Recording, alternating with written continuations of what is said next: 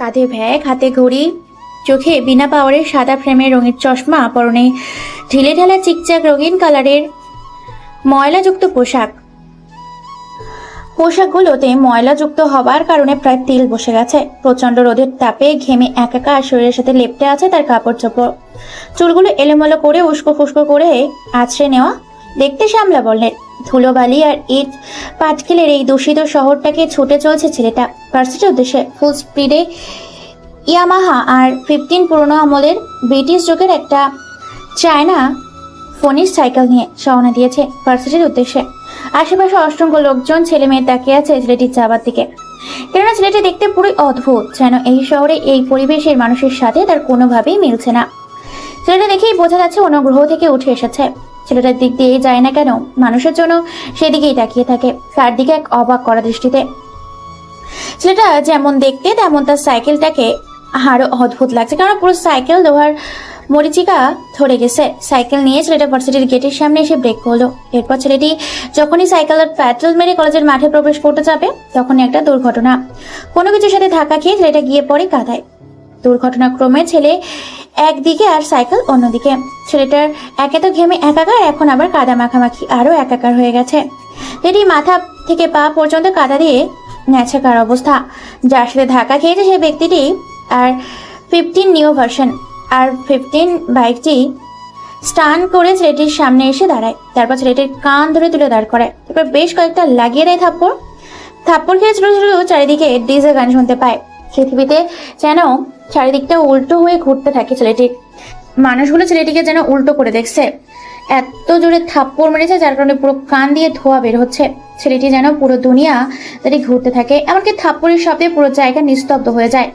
আশেপাশে ছাত্রছাত্রীরা বসেছিল। হঠাৎ থাপ্পড়ের শব্দে সবাই সেদিকে তাকিয়ে দেখতে পায় সামনের ঘটনা ঘটেছে। তাই দেখার জন্য ছাত্রছাত্রীরা সামনে এগিয়ে আসতে থাকে। এমন সময় ছেলেটি ডেজে গান শোনা বন্ধ করে হালকা জোরানো কণ্ঠে বলে ওঠে, এ কি ভাই, আপনি আমাকে থাপ্পড় মারলেন কেন? আমি আবার কি করলাম? ছেলেটার এমন আজদাইরা কথা শুনে উপস্থিত দাঁড়িয়ে থাকা ব্যক্তিটা সহ সকল ছাত্রছাত্রীরা অবাক দৃষ্টিতে ছেলেটির দিকে তাকিয়ে আছে, যেন ছেলেটি কি এমন বলে ফেলেছে যার কথা শুনে সবাই কলা গাছের মতো থ হয়ে দাঁড়িয়ে আছে। ছেলের এমন কথা শুনে সবাই দাঁড়িয়ে থাকা ব্যক্তিটাকে আরো বেশ কয়েকটা থাপ্পড় দিয়ে ঝাঁঝালো কণ্ঠে বলে ওঠে, শালা কানা লুচ্চা খ্যাত বাদর ইতর বন মানুষ, তুই দেখতে পারিস না চোখে? তুই কাকে ভাইয়া বলছিস? তোকে তো আজকে। উপস্থিত থাকা ব্যক্তিটার মুখে এরকম চিৎকার শুনে সবাই ভয় পেয়ে যায়। সবাই ভেবেছে আজকে এই ছেলেটা এখানেই শেষ। কেননা যার সামনে পড়েছে সে ছেলেটার হতবাক দৃষ্টিতে সেদিকেই তাকিয়ে আছে, কেননা সে যাকে ছেলে মনে করছিল হঠাৎ করে ছেলের মুখের ভেতর থেকে মেয়ের কণ্ঠস্বর ভেসে আসে। এটা ভেবেই সেই ছেলেটা আবার বলে ওঠে, আরে ভাইয়া, আপনি হঠাৎ করে মেয়েদের মতো কথা বলছেন কেন? ছেলেটির কথা শুনে যেন রেগে মেগে একাকার উপস্থিত থাকা ব্যক্তিটি। এবার ছেলেটির সামনে দাঁড়িয়ে থাকা ব্যক্তিটা মাথা থেকে হেলমেট খুলে গাড়ির ওপরে রাখে, তারপর চোখ থেকে রঙিন মোটা ফ্রেমের চশমাটা খুলে ফেলে। ছেলেটা সেই ব্যক্তিটাকে দেখে আর অর্পাকে চরম পর্যায়ে পৌঁছে যায়, যেন ফিরতেই পারে না। অসম্ভব সুন্দর নয়ন ভরা এক দৃষ্টিতে সেদিকে তাকিয়ে থাকে, যেন ছেলেটি চোখ ফেরাতেই পারছে না। কেন তার সামনে স্বয়ং এক জান্নাতের অপসরী সুহাসিনী হুড়পড়ি দাঁড়িয়ে আছে, যে এই রূপকথা সেই গল্প পড়ি। ছেলেটির এরকম অবাক চাহনিতে তাকিয়ে থাকা দেখে এবার মেয়েটি ছেলেটার শার্টের কলার ধরে ছাকাতেই বলে ওঠে, কিরে তুই যেন কি বলছিস? এতক্ষণ তোকে আমি কেন মারছি আর তুই যেন কি বলছিলিস আমাকে? ও হ্যাঁ ভাইয়া। না মানে ওই আর কি। এই মাফিকে ভাইয়া বলার শাস্তি তোকে পেতেই হবে। আর তুই যে কোথা থেকে একটা জঙ্গলি সাইকেল নিয়ে এসে আমার এত দামি একটা বাইকে লাগালি, এর ক্ষতিপূরণ তোকে দিতে হবে। সরি ভাই, মানে সরি আপু, আসলে ভুল করে লেগে গেছে। কুত্তার বাচ্চা, তোর সামনে একটা সুন্দরী জলজান্ত মেয়ে দাঁড়িয়ে আছে আর তুই কিনা আমাকে ভাইয়া বলে বারবার অপমান করছিস। তোকে তো আজকে উধম কেলানি দিব। এই মাফির সাথে পাঙ্গা নিয়ে তুই কাজটা ভালো করলি না। এই বলে ছেলেটা শার্টের কলার ধরে টানতে টানতে নিয়ে যায় সেই আম গাছের নিচে, যেখানে গিয়ে ছেলেটাকে ধাক্কা দিয়ে ফেলে দেয়। সেখানে এসে উপস্থিত হয় মিয়া, রিয়া, বুলেট, জিসান এবং তাদের আরো অসংখ্য বন্ধু বান্ধবীগুলো। মাফি বলে ওঠে, এই কুত্তার বাচ্চাটাকে আজকে বুঝিয়ে দেব পুরো ভার্সিটির সামনে মাফিকে অপমান করার পরিণামটা কি হতে পারে। এই মাফি, কি হয়েছে রে? এত রেগে আছিস কেন? এই কুত্তাটাকে আজকে মেরে এখানে ফেলে রাখবো। তা না হয় ফেলে রাখিস, কিন্তু ছেলেটা করেছে কি সেটা তো বল। ও আমার এত সুন্দর আর শখের দামি ঘড়িটাতে ওর ইয়ামাহা জঙ্গলি মরিচিকা বাংলা সাইকেল নিয়ে এসে ধাক্কা দিয়েছে, সাথে আমাকে পুরো ভার্সিটিতে ভাইয়া বলে অপমান করেছে। কি বলিস? এই খ্যাতে জঙ্গলি গয়া ভূত গণপদরটা এত বড় সাহস, তোকে পুরো ভার্সিটির সামনে অপমান করেছে? মাফি, ওকে এভাবে শাস্তি দিলে হবে না। ওর শরীর থেকে সবকিছু খুলে ওকে এলোপাথারি পেটাতে হবে, যাতে ওর মার দেখে নেক্সট টাইম তোর সাথে কেউ পাঙ্গা নেওয়ার সাহস না পায়। ঠিক বলেছিস, শালাকে ধর, আজকে বুঝিয়ে দেবো এই মাফি কতটা ডেঞ্জারাস। এই বলে বুলেট, জিসান, মায়া, রিয়া এবং তাদের সকল বন্ধু বান্ধবীগুলো ছেলেটাকে ঘিরে ফেলে। ছেলেটার পরনে থাকা সেই শার্টটাকে খুলে ফেলে। এরপর যে যার মতো এলোপাতাড়ি মারতে থাকে ছেলেটাকে। বলে ওঠে, ও মাগো, আমাকে মারছেন কেন আপু? আমাকে ছেড়ে দিন, আমি বুঝতে পারিনি, আমার ভুল হয়ে গেছে, আর মারবেন না আমাকে। এত সুন্দর যুবতী একটা মেয়ে দাঁড়িয়ে থাকা সত্ত্বেও তুই আমাকে ভাইয়া বলে ডাকিস? আর ভাইয়া বলবো না, এখন থেকে আপু বলবো। আমি বুঝতে পেরেছি আপনি ছেলে না মেয়ে, আমাকে ছেড়ে দিন। আমি আসলে চিনতে পারিনি, আপনি তো ছেলেদের মতো পোশাক পরেছেন। ছেলে না মেয়ে তাই বুঝতে পারিনি, তাই ভাইয়া বলেছি।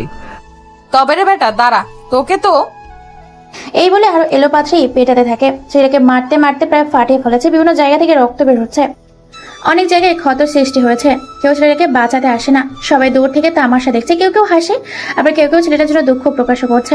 অনেকক্ষণ মারার পর ছেলেটাকে মাটিতে লুটিয়ে পড়ে। এটা দেখে মাফি বলে ওঠে, বেটাকে এখানে পড়ে থাকতে দে, আচ্ছা মতো বুঝিয়ে দিয়েছি এই মাফি কি জিনিস। চল তো এখান থেকে, নেক্সট টাইম আর কারোর সাহস হবে না এই মাফির সাথে ঝামেলা করার। বলে সেখান থেকে সবাই মিলে চলে যায়। ছেলেটা সেখানেই পড়ে থাকে। প্রচন্ড মার মেরেছে, শরীরে ব্যথায় নড়তে পর্যন্ত পারছে না। সবাই যখন চলে যায়, দিদি তখন একটা মুচকি হাসি দেয়। তারপর ছেলেটা হাজারো যন্ত্রণা সহ্য করে উঠে দাঁড়ায়। পুরো শরীরটা তার ব্যথা করছে।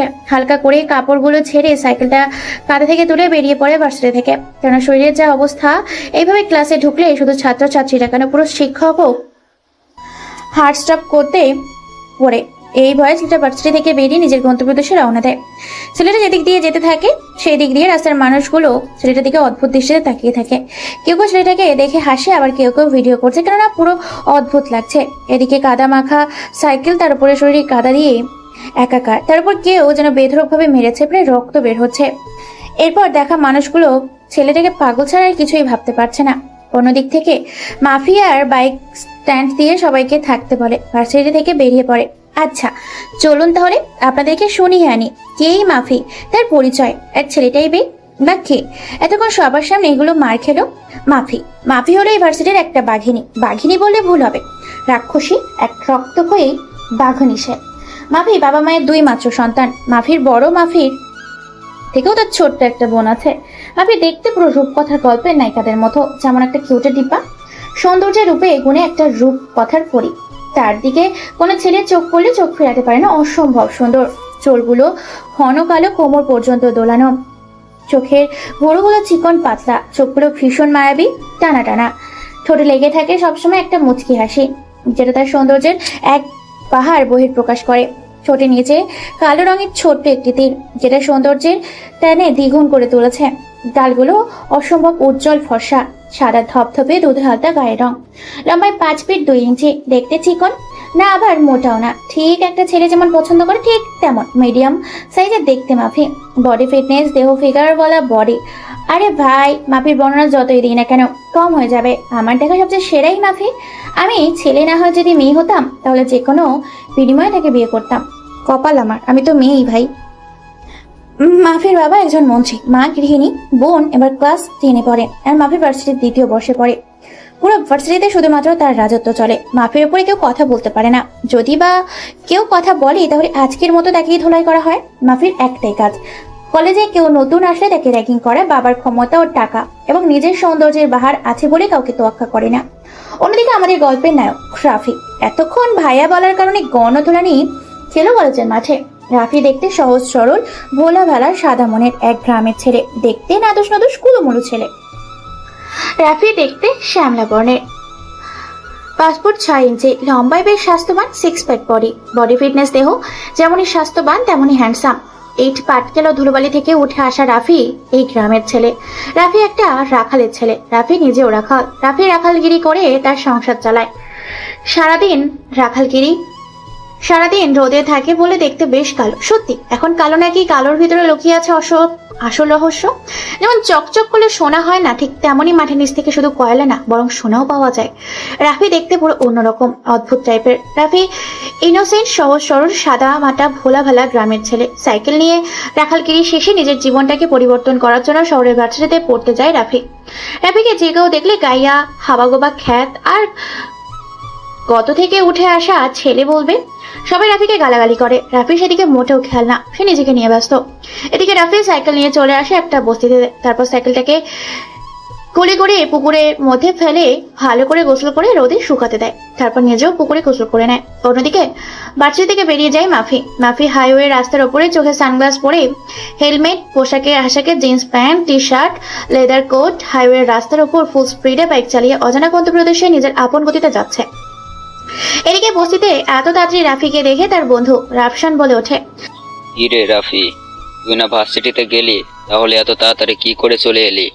নাকি ভার্সিটিতে কোনো ঝামেলা হয়েছে তোর সাথে? রাফসানের কথা শুনে রাফি একটা মুচকি হাসি দেয়। তারপর পাশে ঘাসের উপর বসে মুচকি এসে বলে ওঠে, আরে চুপ বেটা, ঝামেলা হবে কেন? ভার্সিটিতে আজকে আমার ভালো লাগেনি তাই চলে এসেছি। তাছাড়া চাচার ছাগলগুলোকে যদি সময় মতো নিয়ে না যেতে পারি তাহলে শুরু করবে আরেক ঝামেলা। সেটা অবশ্যই তুই ঠিক বলেছিস, কিন্তু তুই না আসলেই পারতি। আমি আর রাসেল ভাই তো ছিলাম। আরে এতক্ষণে কাজের কথা বললি, রাসেল রে তো দেখতেছি না, ও কোথায়? আসলে ভাবে একটু অসুস্থ তো, তাকে নিয়ে হয়তো হসপিটালে গেছে ডাক্তার দেখানোর জন্য। আরে বলিস কি, এখানে দাঁড়িয়ে না থেকে চল আমার সাথে গিয়ে দেখি কি হয়েছে। তারপর রাফি সাইকেলটাকে কোলে করে উল্টো ঘুরিয়ে রাফসানকে সামনে বসে গ্রামের আঁকা বাঁকা মিঠু পথ ধরে চলছে হসপিটালের উদ্দেশ্যে। তারা চার বন্ধু, রাফি, রাফসান, রাসেল ও রাব্বু। সবার থেকে রাফি বুদ্ধিমান, বিচক্ষণ বলে গ্রামের সবাই তাকে ভালোবাসে। রাফিকে ছাড়া গ্রামের সবাই যেন অচল। রাফিকে গ্রামের সবাই ভালোবাসে। রাফি অনাথ, রাফির আপন বলতে কেউ নেই। এদিকে বাইক চালিয়ে মাফি চলে আসে একটা ক্লাবের উদ্দেশ্যে। সেখান থেকে কিছু একটা নিয়ে আবার গাড়ি করে রওনা দেয় ভার্সিটির উদ্দেশ্যে। কিছুক্ষণের মধ্যে ফুল স্পিডে গাড়ি চালানোর কারণে ভার্সিটির মধ্যে এসে উপস্থিত হয়। তারপর নিজের গাড়িটাকে পার্কিং করে তার বন্ধুদের কাছে যায়। মাফিকে দেখে রিয়া, মায়া, বুলেট, জিসান বলে ওঠে, কি রে, তুই এত তাড়াহুড়া করে কোথায় গেলি? আবার এত তাড়াতাড়ি চলে এলি ভার্সিটিতে? বুঝলাম না কিছু। গেলাম একটা দরকারি কাজ করে আবার চলে এলাম ভার্সিটিতে। সেটা না হয় বুঝলাম, কিন্তু তোর হাতে এটা কোন কার্টুন? এত বড় বাক্সে তুই কি নিয়ে এসেছিস? আরে ভার্সিটিতে খালি মুখে থাকবো নাকি, তাই খাওয়ার জন্য কিছু স্পেশাল জিনিস নিয়ে এলাম। তা তুই খাওয়ার জন্য কি এমন জিনিস নিয়ে এলি যেটা ভার্সিটি থেকে তোকে এখনই আনতে হবে? আরে বাজারে নতুন মাল ঢুকেছে, এটার ট্রাই করার জন্য নিয়ে এলাম। এটা হলো বিদেশি অ্যালকোহল। তুই এখন এই দিন দুপুরে ভরা কলেজে সামনে মাল খাবি? তাতে কি হয়েছে, আমি গেলাম খাওয়ার জন্য, তোরা খেলে আয়, না হলে এখানে থাক। আমাকে বাধা দেবে এমন কেউ ভার্সিটিতে নাই। আর আজকে মনে হয় আজকের পর থেকে কেউ আমার সাথে তর্ক বিতর্কে জড়াবে না, কারণ আজকে তো উত্তম মধ্যম দিয়েছিলাম সকালে ওই খ্যাত হাবাগোবা ছেলেটাকে। তারপর মাফি আর কোনো কথা না বলে এখান থেকে চলে যায় কলেজের গেটের সামনে। কেননা কলেজের গেটের সামনে তাদের আড্ডাখানা। সেখানে একটা সুন্দর বসার স্থান আছে, আসে একটা আম গাছ, সেখানে বসে তারা আড্ডা দেয়। এক এক করে সবকিছু বের করে 5 জন বোতল নিয়ে খেতে থাকে। সাথে চানাচুর, সিগারেট, চিকেন আরও নেশাটাকে গাঢ় করার জন্য যাবতীয় যা প্রয়োজন হয় দিন দুপুরে কলেজের গেটের সামনে খেতে থাকে। কেউ ভয়ে কেউ কোনো কথা বলতে পারে না, স্যার সবটা দেখে চুপচাপ থাকে। কেননা কেউ যদি প্রতিবাদ করে তাহলে তার প্রতিবাদ খুব ভয়ঙ্কর হবে, হয়তো তাদেরকে মেরেও ফেলতে পারে। এই ভয়ে কেউ কোনো কথা বলে না, সবাই সবটা মুখ বুজে সহ্য করে। দেখতে দেখতে ভার্সিটির সময় শেষ হয়ে যায়। ভার্সিটির ছুটি দেওয়া হয়। ছাত্রছাত্রীরা দল ভেঙে ভার্সিটি থেকে বের হতে থাকে। শিক্ষক তারা বের হতে থাকে। শিক্ষার্থীদের সাথে কেউ গাড়িতে করে যাচ্ছে, আবার কেউ পায়ে হেঁটে যাচ্ছে। গেটের সামনে বসে তারা এখনো মাদক সেবন করছে। দেখতে দেখতে পুরো ভার্সিটির ছুটি হয়ে যায়। মাফি ও তার দলবল তারা সেখানে এক মুহূর্তে দেরি না করে তাদের গাড়িগুলোকে নিয়ে বেরিয়ে পড়ে। মাফি পুরো ছেলেদের মতো গাড়ি চালাচ্ছে, ছেলেদের মতো রাস্তায় বেপরোয়া হয়ে গাড়ি চালাচ্ছে। এদিকে তারা চলে আসে হসপিটালে। সেখানে রাসেলের সাথে দেখা করে। তারপর সবাই মিলে একসাথে সাইকেল করে রওনা দেয় আবার বাড়ির উদ্দেশ্যে। আর রাসেল কিন্তু আব্দুল চাচার বাড়িতেই থাকে। রাসেলের আপনজন বলতে কেউ নেই, তাই সে এলাকার নেতার বাড়িতে থাকে এবং এলাকার মাথা। তার বাড়িতে কাজ করে এবং দিন শেষে মজুরি পায়। দেখতে দেখতেই সন্ধ্যা হয়ে এসেছে, চারিদিকে বেশ অন্ধকার হতে শুরু করেছে। গ্রামের এলাকা অতি তাড়াতাড়ি নিস্তব্ধ হয়ে যায়। চারিদিকে 10টার পর শুনশান নীরব, অন্ধকারে ছেয়ে যায় পুরো গ্রাম এলাকাটা। রাত 10টা বাজে, পুরো জায়গাটা নিস্তব্ধ। চারিদিকে গ্রামের ফসল আর ক্ষেত অন্ধকার হয়ে গেছে, কোনো কিছু দেখা যাচ্ছে না। এমন সময় কেউ একজন বাড়ি থেকে বের হয়। পরনে তেমন কিছুই নেই, সিম্পল একটা পোশাক, কাঁধে একটা লাইট ঝুলিয়ে রাখা আর তার বড় ধরনের গামলা, পরনের লুঙ্গির সাথে হাফ হাতা টি শার্ট। সাইকেলটাকে কোলে করে উল্টো ঘুরিয়ে সাইকেলের ওপর চড়ে গ্রামের আঁকাবাঁকা ফসলের ক্ষেত ভরা মাঠে রাস্তা ধরে যেতে থাকে নিজ গন্তব্যের উদ্দেশ্যে। এমন সময় আরো তিনটি বাড়ি থেকে 3জন বের হয় একই স্টাইলে। এরপর তারা এক এক করে উপস্থিত হয় আম গাছের সেই গোল চক্কর স্থানে। এক এক করে 4জন এসে উপস্থিত হয়। তারপর সাইকেলগুলো থেকে নেমে পাশে একটা বাড়ির ভেতর প্রবেশ করে তারা। এরপর এক ভয়ঙ্কর রূপে বহুরূপী হয়ে বের হয়। হ্যাঁ, তাদের 4জন হাতে আছে সব ভয়ঙ্কর ভয়ঙ্কর অস্ত্র, যে অস্ত্রগুলো সব বিদেশ থেকে তৈরি করে এনেছে কুখ্যাত সন্ত্রাসী এবং আন্ডারওয়ার্ল্ডের সিক্রেট মাফিয়া দ্য কিং আর গ্যাংস্টার। কাপড় চেঞ্জ করে ভয়ঙ্কর এক সুখ নিয়ে আগন্তুক 4জন হাইওয়ে রাস্তার সামনে এসে দাঁড়ায়। তারপর তাদের সামনে একটা বড় গাড়ি এসে থামে। গাড়ির ভেতরে 4জন বসে পড়ে। তারপর রওনা দেয় অজানা গন্তব্যের উদ্দেশ্যে। গ্রামের এলাকা হওয়ার কারণে ভীষণ অন্ধকার চারিদিকে। গ্রামের আঁকাবাঁকা রাস্তা ধরে চলে আসে এক মস্ত বড় গোডাউনের ভেতর। গোডাউনের বাইরে বসে কয়েকজন ছেলেপুলেকে দেখা যাচ্ছে, যাদের হাতে সব বিদেশি অস্ত্র। এক একজনের হাতে AK-47, MK-BB আর রাইফেল। ছেলেগুলোর সামনে গাড়িটা এসে থামে যায়। গাড়ির ভেতর থেকে 4জন বের হয়। তাদের পরনে আছে কালো পোশাক, পুরো শরীর কালো কাপড়ে পেঁচানো, মুখে কালো মাস্ক। দেখতে সেই 4জন আগন্তুক সে ভীষণ ভয়ঙ্কর লাগছে। 4জন আগন্তুক ছেলেগুলোর সামনে এসে দাঁড়ায়। ছেলেগুলোর হাতে বিভিন্ন অস্ত্র, প্রায় 5 থেকে 6জন হবে। আর সেই 4জন মানুষের হাতে আছে 4 ধরনের বিদেশি চাইনিজ কুড়াল। আগন্তুকগুলো 4জন আগন্তুকের 4টা চাইনিজ বিভিন্ন রকমের কুড়াল। গোডাউনের চারদিক থেকে অসংখ্য ছেলেপুলে। গ্রামের প্রায় শেষ প্রান্তে এই গোডাউনটা, অর্থাৎ গ্রাম আর শহরের মধ্যবর্তী স্থলে। গ্রাম থেকে এসে সামনে গেলেই শহর, আর শহর থেকে সামনে একটু এগিয়ে গেলেই গ্রাম। আর গ্রাম আর শহরের সৌন্দর্যে ভরপুর হয়ে উঠেছে সেই জেলাবাসী। সেই 4জন আগন্তুক দেখে বেশ খানিকটা অবাক হয়। ছেলেগুলোর মধ্যে থেকে সবচেয়ে বড় ছেলেটা বলে ওঠে, কে তোরা? তোদের কি চাই? আর এখানে এসেছিস কেন? জানিস না এই জায়গাটা মৃত্যুপুরী? এই জায়গার আশেপাশে আসা মানে নিজের মৃত্যুকে আহ্বান করা। 4জন এই কথা শুনে আগন্তুকগুলোর মধ্যে থেকে সব থেকে বড় আগন্তুকটি উচ্চ স্বরে হাসতে থাকে। ছেলেটির কথা শুনে আগন্তুক ছেলেটা জোকার বানিয়ে দিয়েছে। ছেলেটির কথা শুনে আগন্তুকটি বলে ওঠে, আর গ্যাংস্টারকে কখনো মৃত্যু আহ্বান করতে পারে না, বরং আর গ্যাংস্টার মৃত্যুকে বরণ করে। দেখ, নিজেদের জীবন বাঁচাতে চাইলে এখান থেকে চলে যা। তোরা 4জন আর আমরা 100 জন। হা হা হা, তোরা হয়তো জানিস না, যারা খেলতে জানে তাদের খেলোয়াড়ের প্রয়োজন হয় না। তাহলে তোরা এখান থেকে যাবি না? মরার জন্য তৈরি হয়ে নে। আমরা থাকতে তোদের ভেতরে প্রবেশ করতে দেব না। আমরা কি তোকে বলেছি যে ভেতরে প্রবেশ করব না? তোদের পুরো গ্যাংটাকে ধ্বংস করে এখান থেকে উদ্ধার করে নিয়ে যাব রাষ্ট্রের সম্পদগুলোকে। আরে হুমন্দির পুতগুলো, তোরা দাঁড়িয়ে দাঁড়িয়ে দেখছিস কি? এই শালা কুত্তার বাচ্চাগুলোকে এখানে শুয়ে দে। বড় ভাইয়ের কথা মতো ছেলেগুলো এলোপাত্রে গুলি করতে থাকে সেই 4জন আগন্তুককে। তারাও আর ভয় না পেয়ে পিছিয়ে না গিয়ে সামনে এগিয়ে আসতে থাকে 4জন চাইনিজ কুড়াল নিয়ে। এক একজনের হাতে সব বিদেশি চাইনিজ কুড়াল। চলুন আগন্তুকগুলোকে পরিচয়টা দিয়ে আসি। হ্যাঁ, এই আগন্তুক আর কেউ না, এইগুলো সব হচ্ছে রাফি, রাফসান, রাসেল আর আপু। 4 বন্ধু মিলে বাংলাদেশের 64 জেলার মধ্যে আতঙ্ক ছড়িয়ে বিদেশি সন্ত্রাসীদের মধ্যে আন্ডারওয়ার্ল্ড থেকে শুরু করে আন্ডারগ্রাউন্ড এর যারা আছে প্রত্যেকে জমে 4জন। রাফির হাতে আছে একটা চায়না থেকে তৈরি করে সোনার তৈরি চাইনিজ কুড়াল। আবার রাফসানের হাতে তৈরি আছে পাকিস্তানের একটি রূপার তৈরি কুড়াল। অন্যদিকে রাসেলের হাতে তৈরি করা আছে একটা লন্ডন থেকে আগত বরফের তৈরি কুড়াল। এদিকে আবার রাব্বুর কাছে তৈরি করা আছে রাশিয়ান থেকে আগত স্টিলের এক অদ্ভুত ধাতুর কুড়াল। একটা কুড়ালের এক একটা ডিজাইন, এক একটা মডেল এবং এক একটা অ্যাঙ্গেলে এক একটা কুড়াল।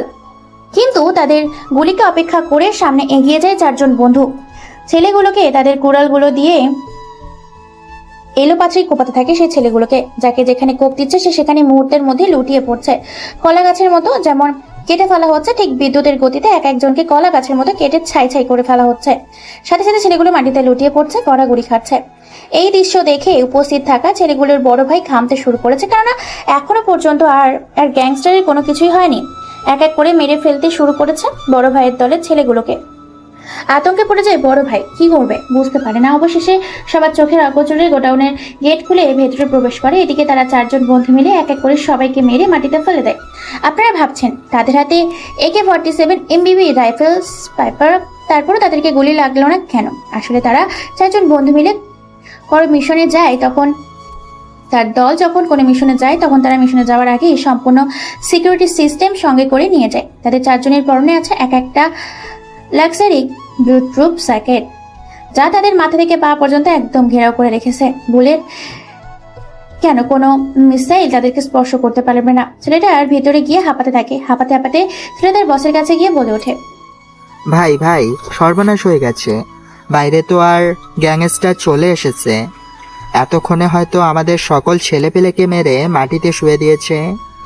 ছেলেগুলোর লিডার বড় ভাইয়ের কথা শুনে মুহূর্তের মধ্যেই ঘামতে শুরু করেছে, গলা শুকিয়ে গেছে, ভয়ে কোনো কিছু বলতে পারছে না, কাঁপাকাঁপি শুরু করেছে, কেননা তাদের লিডার জানে এই আর গ্যাংস্টার কতটা ভয়ঙ্কর। ছেলেগুলো লিডার কি বলবে বুঝতে পারে না, তবুও আতঙ্কের সুরে বলে ওঠে বড় ভাইয়ের উদ্দেশ্যে, এটা তুই কি শোনালি? আমি তো পাগল হয়ে যাব। এই আর গ্যাংস্টার আসা মানে নিজেদের মৃত্যুকে বরণ করা। তাহলে এখন কি করব ভাই? গোডাউনের ভিতরে এবং বাইরে যত ছেলে পেলে আছে সবাইকে রেডি হতে বল, হয় মরবো না হলে মারবো। কিন্তু ভাই, আমার মনে হয় না যে আমরা তাদের কাছে পেরে উঠব। আমি জানি ওর আশা মানে মৃত্যু নিশ্চিত, কিন্তু চেষ্টা করতে দোষ কোথায়? ওকে ভাই। এই বলে ছেলেটা এক এক করে তার দলের ছেলেগুলোকে খবর দেয়। সবগুলো ছেলে একসাথে গোডাউনের ভিতর ভিড় করে। প্রায় 50 থেকে 80 জন ছেলে হবে। অন্যদিকে থেকে বাইরের মিশন কমপ্লিট করে তারা 4 জন বন্ধুর ভেতরে প্রবেশ করে, কেননা একসাথে সারিবদ্ধভাবে আছে প্রায় অসংখ্য ছেলেপুলে। তাদেরকে দেখে মুচকি একটা হাসি দেয়।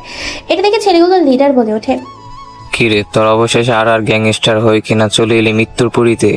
হা হা হা, হ্যাঁ চলে এলাম তোদের মৃত্যুপুরীতে মৃত্যুর খেলা খেলতে তোদের সাথে।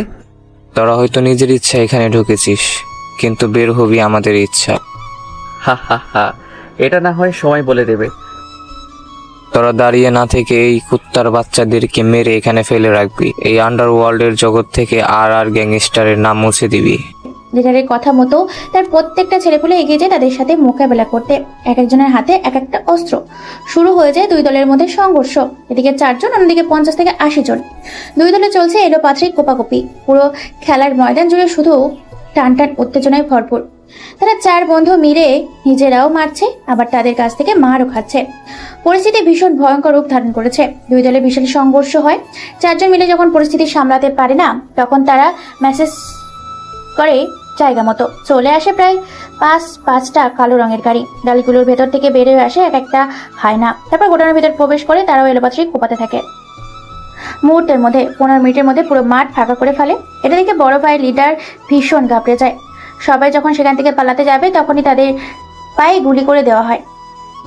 তারপর তাদের হাত পা জায়গায় বেঁধে বসে ঝুলিয়ে রেখে উল্টো করে নিয়ে যায় গাড়িতে। তারপর পুরো গোডাউন তারা 4 জন মিলে ঘুরে দেখতে থাকে। গোডাউনে বিভিন্ন জায়গায় আটক করে রাখা আছে বিভিন্ন শিশু, মেয়ে, মহিলা। এক এক করে তাদেরকে মুক্ত করে দেওয়া হয়। সেখানে আরো ছিল দেশি বিদেশি অনেক অস্ত্রশস্ত্র। সেখান থেকে নিয়ে চলে আসে। যাওয়ার সময় থানায় কল করে জানিয়ে দেয় ঘটনাটা। পুলিশ সেনাবাহিনী দ্রুত খবর পেয়ে সেখানে চলে আসে, উদ্ধার করে মেয়েগুলোকে। এরপর তারা নিজেদের গন্তব্যদেশে রওনা দেয়। দেখতে দেখতে রাত 3টা বেজে যায়।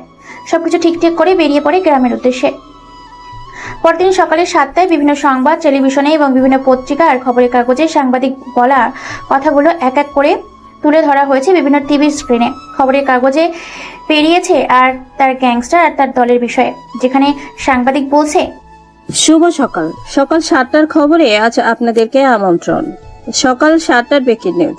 রাতের আধারে অন্ধকার নির্জন রাতের আর গ্যাংস্টার ও তার দলবল বিশ্বের সেরা আন্ডারওয়ার্ল্ডের ক্রিকেট গ্যাংস্টারকে ধ্বংস করে উদ্ধার করেছে প্রায় কয়েকশো ছেলে মেয়ে ও শিশুকে। সেখান থেকে পাওয়া গেছে বিভিন্ন দেশের বিদেশি অর্থ।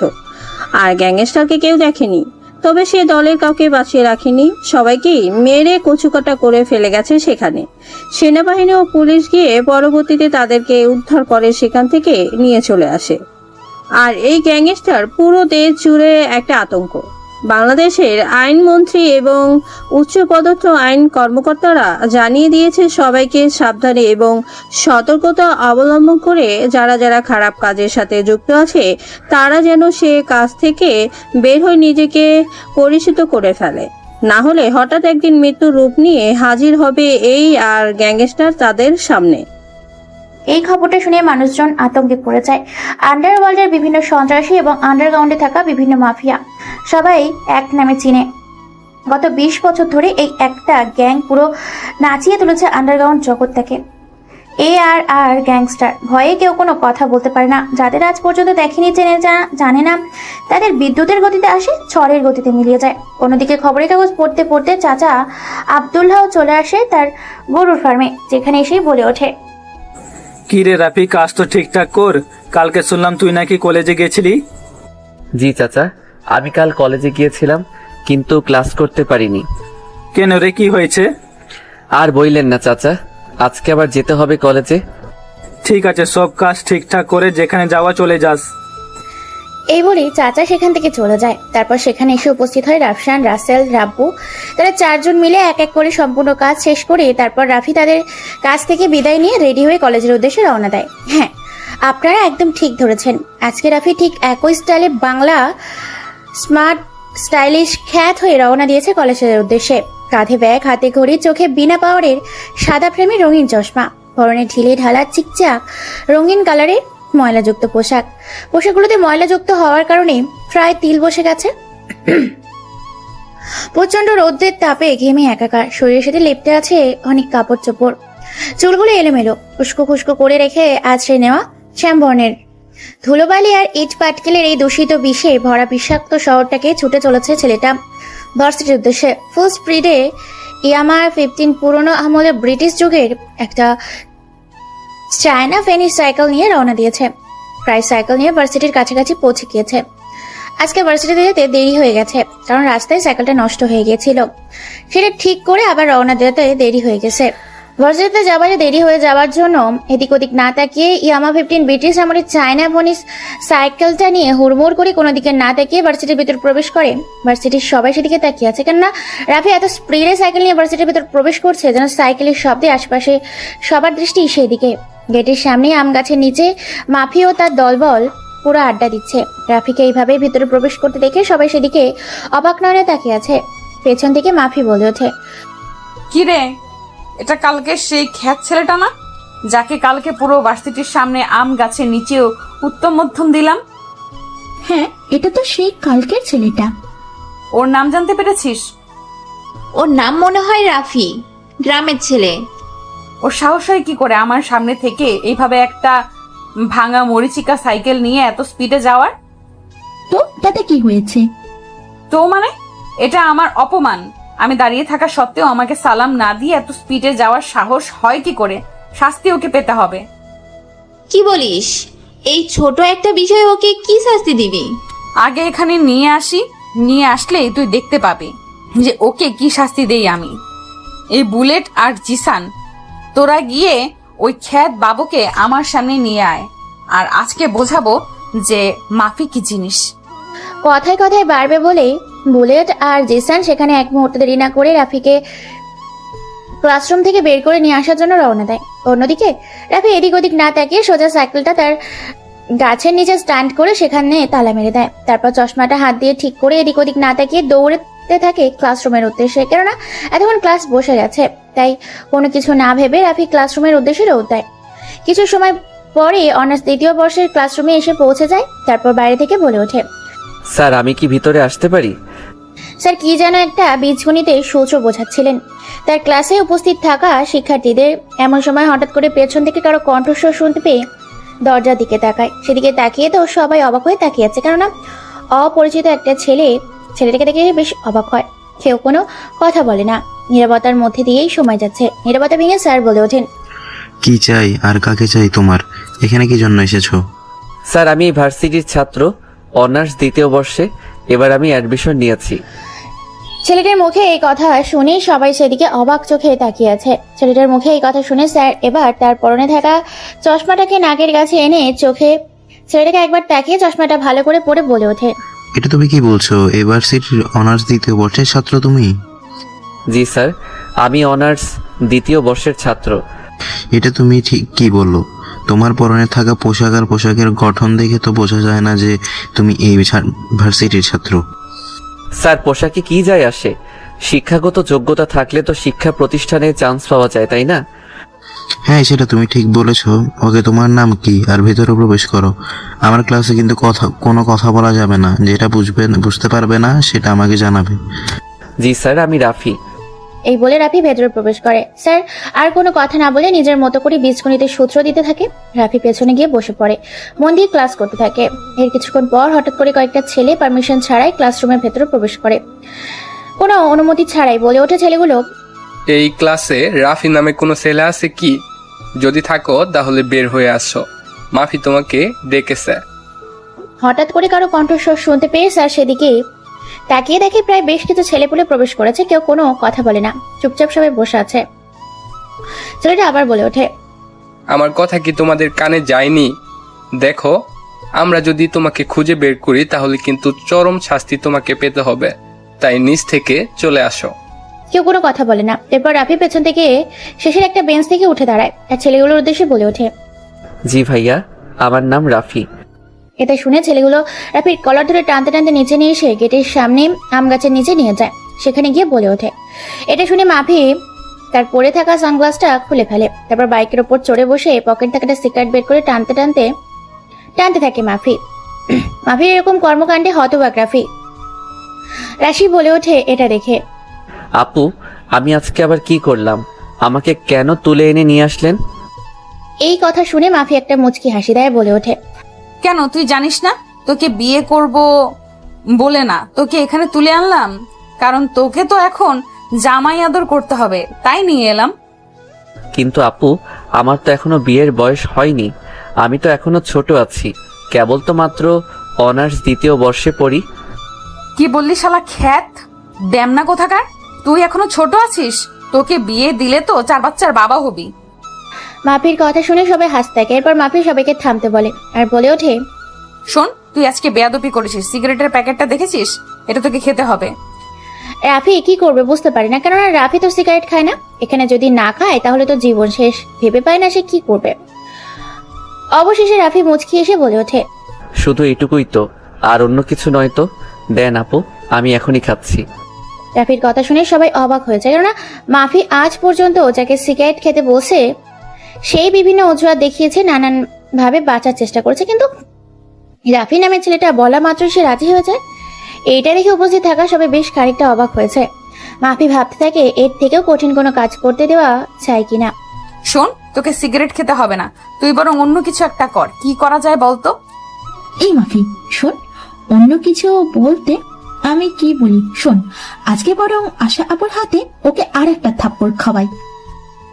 রিয়া, গুড আইডিয়া, অনেক ভালো কথা বলেছিস। আশা আপু মানে আগুনের গোলা, তার আশা আপুকে নিয়ে আজকে শুরু করি।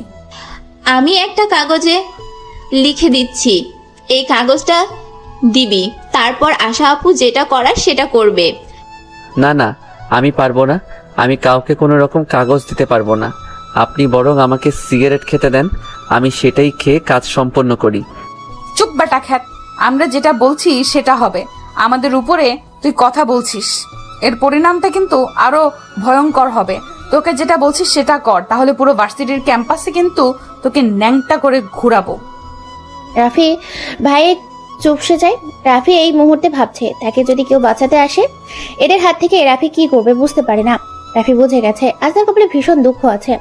এদিকে মায়া কাগজে একটা চিঠি লিখে তারপর কাগজটা লাভ লেটার কাগজে পরিণত করে রাফির হাতে ধরিয়ে দেয় আর বলে ওঠে, মাফি, কাজ সম্পূর্ণ করে দিয়েছি আর ক্ষত বাবুর হাতে কাগজটা দিয়ে দিয়েছি।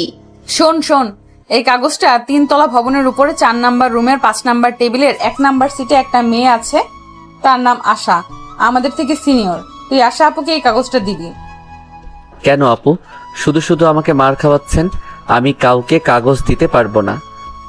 বুলেট, জিসান, রিয়া, মায়া, এই খ্যাতটাকে ধর।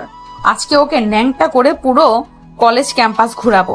আরো কিছু জিনিস নিয়ে আয় যেটা দিয়ে ওকে ভালো করে সাজিয়ে ঘোরাতে পারবো। আমার কথা সে হয়তো বুঝতে পারেনি। তাকে আমি বললাম ন্যাংটা হয়ে ঘোরার থেকে কিন্তু ছোট্ট এই কাগজটা তার হাতে দিয়ে চলে আসাটা তোর জন্য মঙ্গল হবে, কিন্তু সে বুঝলো না। তাই এখন ওকে ধর, পুরো ন্যাংটা করে ওকে মাঠ ঘুরাবো। রাফি কি করবে বুঝতে পারি না। রাফির অবস্থা নাজেহাল। এই প্রথম যেন কোনো সিচুয়েশনে সে আটকে গেছে, যেখানে তার সময় ও পরিস্থিতি দুটোই খারাপ যাচ্ছে। ভেবে পায় না তার করাটা কি উচিত। অবশেষে কোনো কিছু উপায় না পেয়ে মাফির কথাই রাজি হয়ে যায় আর বলে ওঠে, আচ্ছা আপু দেন, আমি কাগজটা দিয়ে কিন্তু চলে আসব, আমার ক্লাস আছে। আরে চুপ বেটা, বিদেশি জঙ্গলি খ্যাত হিরো, তুই শুধু একাই ক্লাস করবি না, আমরাও ক্লাস করব। রাফি আর কোনো কথা না বলে সেখান হাতে থেকে কাগজটা নিয়ে রওনা দেয় 3তলা ভবনের উদ্দেশ্যে। যেতে যেতে রাফি মনে মনে বলে ওঠে, ধুর বাল, আর ভালো লাগে না, বাঁচাতে গিয়ে পুরো একটা আশ্রলা বাস খেয়ে ফেললাম। এজন্য কথায় আছে না, যখন সময় আর পরিস্থিতি খারাপ যায় তখন কুত্তা বাক্যও করতে ছাড়ে না। ঠিক এমন সময় রাফির সময়টা খারাপ যাচ্ছে। রাফির সময় আর পরিস্থিতি দুটাই তার বাইরে। রাফির সময়ের পরিস্থিতির সময় তার সঙ্গে চলতো, কিন্তু রাফি এবং সময় তার পরিস্থিতির মাঝে গুলিয়ে গেছে। এসব ভাবতে ভাবতে 3তলার ভবনের উপরে সেই রুমে গিয়ে কোনো অনুমতি ছাড়াই ভেতরে প্রবেশ করে। হঠাৎ করে একটা ছেলে দেখে সবাই থমকে যায়, কেননা সেখানে কোনো ছেলে নেই, শুধু আছে মেয়ে। মেয়েগুলোকে রাফি হিমশিম খেয়ে যায়। এমন সময় মেয়েগুলোর মধ্যে থেকে রাফিকে একজন বলে ওঠে, এ কি, এই ছেলে তুমি এখানে কোন সাহসে এসেছো? হ্যাঁ, কোনো অনুমতি ছাড়া ভিতরে প্রবেশ করার সাহস তুমি পেলে কোথা থেকে? আচমকা মেয়েটার কথা শুনে চমকে ওঠে রাফি। রাফির হাত পা কাঁপাকাঁপি শুরু হয়ে গেছে। কাঁপাকাঁপি কণ্ঠে রাফি বলে ওঠে, আসলে আমি এখানে আসতে চাই নাই, ওরা 2য় বর্ষের কিছু শিক্ষার্থী আমাকে এখানে পাঠিয়েছে। তুমি কি জানো না এটা মেয়েদের কমন রুম? এখানে আসতে হলে পারমিশন নিতে হয়, আর সেখানে তুমি বিনা পারমিশনে ভিতরে প্রবেশ করেছো, ইডিয়েট কোথাকার। আসলে আপু সরি, আমি বুঝতে পারিনি, আমি ভার্সিটিতে নতুন ভর্তি হয়েছি, 2য় বর্ষের ছাত্র আমি, আর এটা আপনার জন্য। কি এটা দেখি? কাগজ। তারপর আশা নামের মেয়েটা সেই কাগজটা নিয়ে পড়তে থাকে। অন্যদিকে মাফিও তার দলবল ভেবে নিয়েছে এতক্ষণে হয়তো মেরে ঝুলিয়ে রেখেছে। বেশ আনন্দ করছে নিচে তারা। কাগজটা সম্পূর্ণ পড়ে রেগে মেগে একবার আশা চোখগুলো লাল রক্তবর্ণ ধারণ করেছে। রাফি মেয়েটার এমন অবস্থা দেখে ঘাবড়ে যায়। আশা কোনো কথা ছাড়াই রাফি মেইন পয়েন্টে মারে এক লাথি। রাফি হাত দিয়ে চেপে ধরে ব্যথায় সেখানে গড়াগড়ি খেতে থাকে। আশার এরকম কর্মকাণ্ডে সবাই মেয়েগুলো সামনে এগিয়ে আসতে থাকে আর বলে ওঠে, কিরে আশা, ছেলেটাকে এভাবে মারলি কেন? দেখে তো গ্রামের সরল সাদা খ্যাত বাবু মনে হচ্ছে, তা তুই তাকে মারলি কেন? আরে বাল, তুই আর বলিস না, কোথা থেকে আসে এই যে জঙ্গলিগুলা, বুঝি না বাপু। হয়েছেটা কি সেটা তো বলবি, তারপরে না হয় বুঝবো সে কেন এই ভার্সিটিতে কিভাবে এসেছে। ওর সাহস হয় কি করে এই ভার্সিটিতে আসতে না আসতেই আমাকে প্রেমের প্রস্তাব দেওয়ার, আমাকে ভালোবাসার প্রস্তাব দেওয়ার সাহস হয় কি করে ওর? কি বলিস? এই নে পড়ে দেখ। চরম শিক্ষা দেব। ওইদিকে যদি রানা খবর পায় তাহলে তো একে মেরে ফেলবে। সে আমাকে প্রেম প্রস্তাব দিয়েছে, রানা কেন তাকে মারবে? আমি মারবো তাকে। কথাটা বলা শেষ হবার আগেই আশা নামের মেয়েটা বেশ কয়েকটা থাপ্পড় মারে ছেলেটাকে। রাফি থাপ্পড় খেয়ে অবাক হয়ে যায়। আশা বলে ওঠে, তোকে তেমন কিছু করব না, তোকে জুতার মালা পরে পুরো ভার্সিটিতে ঘোরাবো, ইডিয়েট কোথাকার, গায়া খ্যাত। এই বলে সবাই মেয়েগুলো একসাথে মিলে বেশ কয়েকটা জুতার মালা রাফির গলায় পুরো ভার্সিটি মাঠ ঘোরাতে থাকে। এটা দেখে মাফি ও তার দলবল হাসতে থাকে। সবাই হাসতে হাসতে শেষ, কেউ কেউ তো ভিডিও করতে থাকে। এইভাবে ভার্সিটির পুরো ক্যাম্পাস ঘোরানো শেষ। এমন সময় একটা গাছের নিচে গিয়ে আশা বলে ওঠে, তোকে ছেড়ে দিলাম, আর কখনো আমার সাথে বেয়াদবি করবি না। আমি এসব প্রেম ভালোবাসা বিশ্বাস করি না। রাফি লজ্জায় কি বলবে বুঝতে পারে না, কেননা সবাই ভিডিও করছে যে যার মতো করে। কেউ হয়তো বিভিন্ন সোশ্যাল মিডিয়ায় ছেড়েও দিয়েছে রাফির এরকম কর্মকাণ্ডের ঘটনা। রাফি মনে মনে ভীষণ রেগে গেছে। সে তো অপমান সহ্য করতে পারে না। রাফিও তার দলবলকে এসে কাঁদিয়ে ছাড়বে, এটা ভেবে একটা মুচকি হাসি দেয়। আশার কোনো কথা না বলে সেখান থেকে যখনই চলে যাবে তখনই পেছন থেকে বেশ কয়েকটা বাইকের আওয়াজ শুনতে পায়। বাইকগুলো দেখে যে যার মতো পিছিয়ে যেতে থাকে, কেউ আড়ালে যেতে থাকে। বাইকগুলো সোজা চলে আসে আশা ও রাফির কাছে। বেশ কয়েকটা বাইকগুলো তাদের সামনে স্ট্যান্ড করে মাথা থেকে হেলমেট খুলে মুচকি একটা হাসি দিয়ে বলে ওঠে একটা ছেলে, এই ভার্সিটিতে কার এত বড় সাহস যে আমি এই ভার্সিটিতে থাকা সত্ত্বেও আমার ভালোবাসার মানুষটাকে লাভ লেটার দেওয়ার? কেউ কোনো কথা বলে না, সবসময় চুপচাপ আছে। নীরবতা দিয়ে কেটে যাচ্ছে পুরো সময়টা।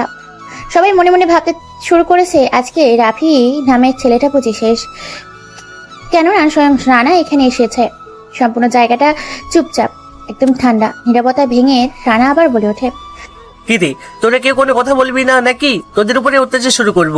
ভার্সিটির প্রত্যেকটা মেয়ে ছেলে তোরা কিন্তু জানিস আমি কি ধরনের মানুষ। আমি যদি একবার শুরু করি তাহলে উপর থেকে নিচ পর্যন্ত সবটাই দেখে ছাড়ি। অন্যদিকে ছেলেকে এমন কথা শুনে দূরে থেকে মাফি এসে বলে ওঠে, কি রে রানা, কি হয়েছে হঠাৎ করে যে তুই এই ভার্সিটিতে চলে এলি? বুঝলাম না কিছু। আরে মাফি আপু, তুমি?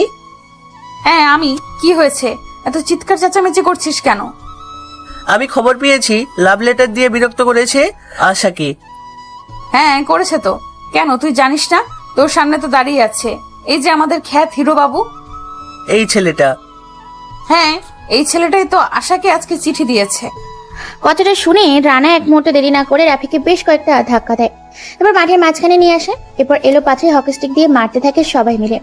এটা দেখে হাসা বলে ওঠে, তুমি যদি ওর গায়ে আর একবার হাত দিয়েছো, আমার থেকে খারাপ আর কেউ হবে না। চুপ, তুই জানিস না এই রানা কতটা খারাপ? তোকে ভালোবাসি বলে এখন পর্যন্ত তোকে কোনো কিছু করি না, না হলে ভার্সিটিতে তোকেও ভোগ করে ছেড়ে দিতাম। তোর এতটাও ক্ষমতা নেই যে তুই টাচ করে দেখাবি, কারণ তুই তো একটা হিজড়া। আচ্ছা অনেক হয়েছে রানা, তুই এবার থাম। কথায় কথা বাড়বে। এখানে কথা না বাড়িয়ে ব্যাপারটা আমার হাতে ছেড়ে দে। আমি খ্যাতটাকে দেখে নিচ্ছি। কিন্তু ওকে তো আজকে আমি দেখে নিব ব্যাপারটা। তারপর রানা কোনো কথা না বলে সেখান থেকে চলে যায়। আশা সেও চলে যায়। ধীরে ধীরে পুরো মাঠ ফাঁকা হতে শুরু করেছে। মাফিও তার দলবল সামনে এগিয়ে গিয়ে রাফির উদ্দেশ্যে বলে ওঠে, কি রে খ্যাত, দেখলি তো এই মাফির পাওয়ার কতটা? যেখানে ভার্সিটির সবচেয়ে বড় সন্ত্রাসী এবং উশৃঙ্খল ছেলে রানা আমাকে সম্মান করে চলে, সেখানে তুই আমার সাথে ঝামেলা করবি? এটা তো সাহস হয় কি করে?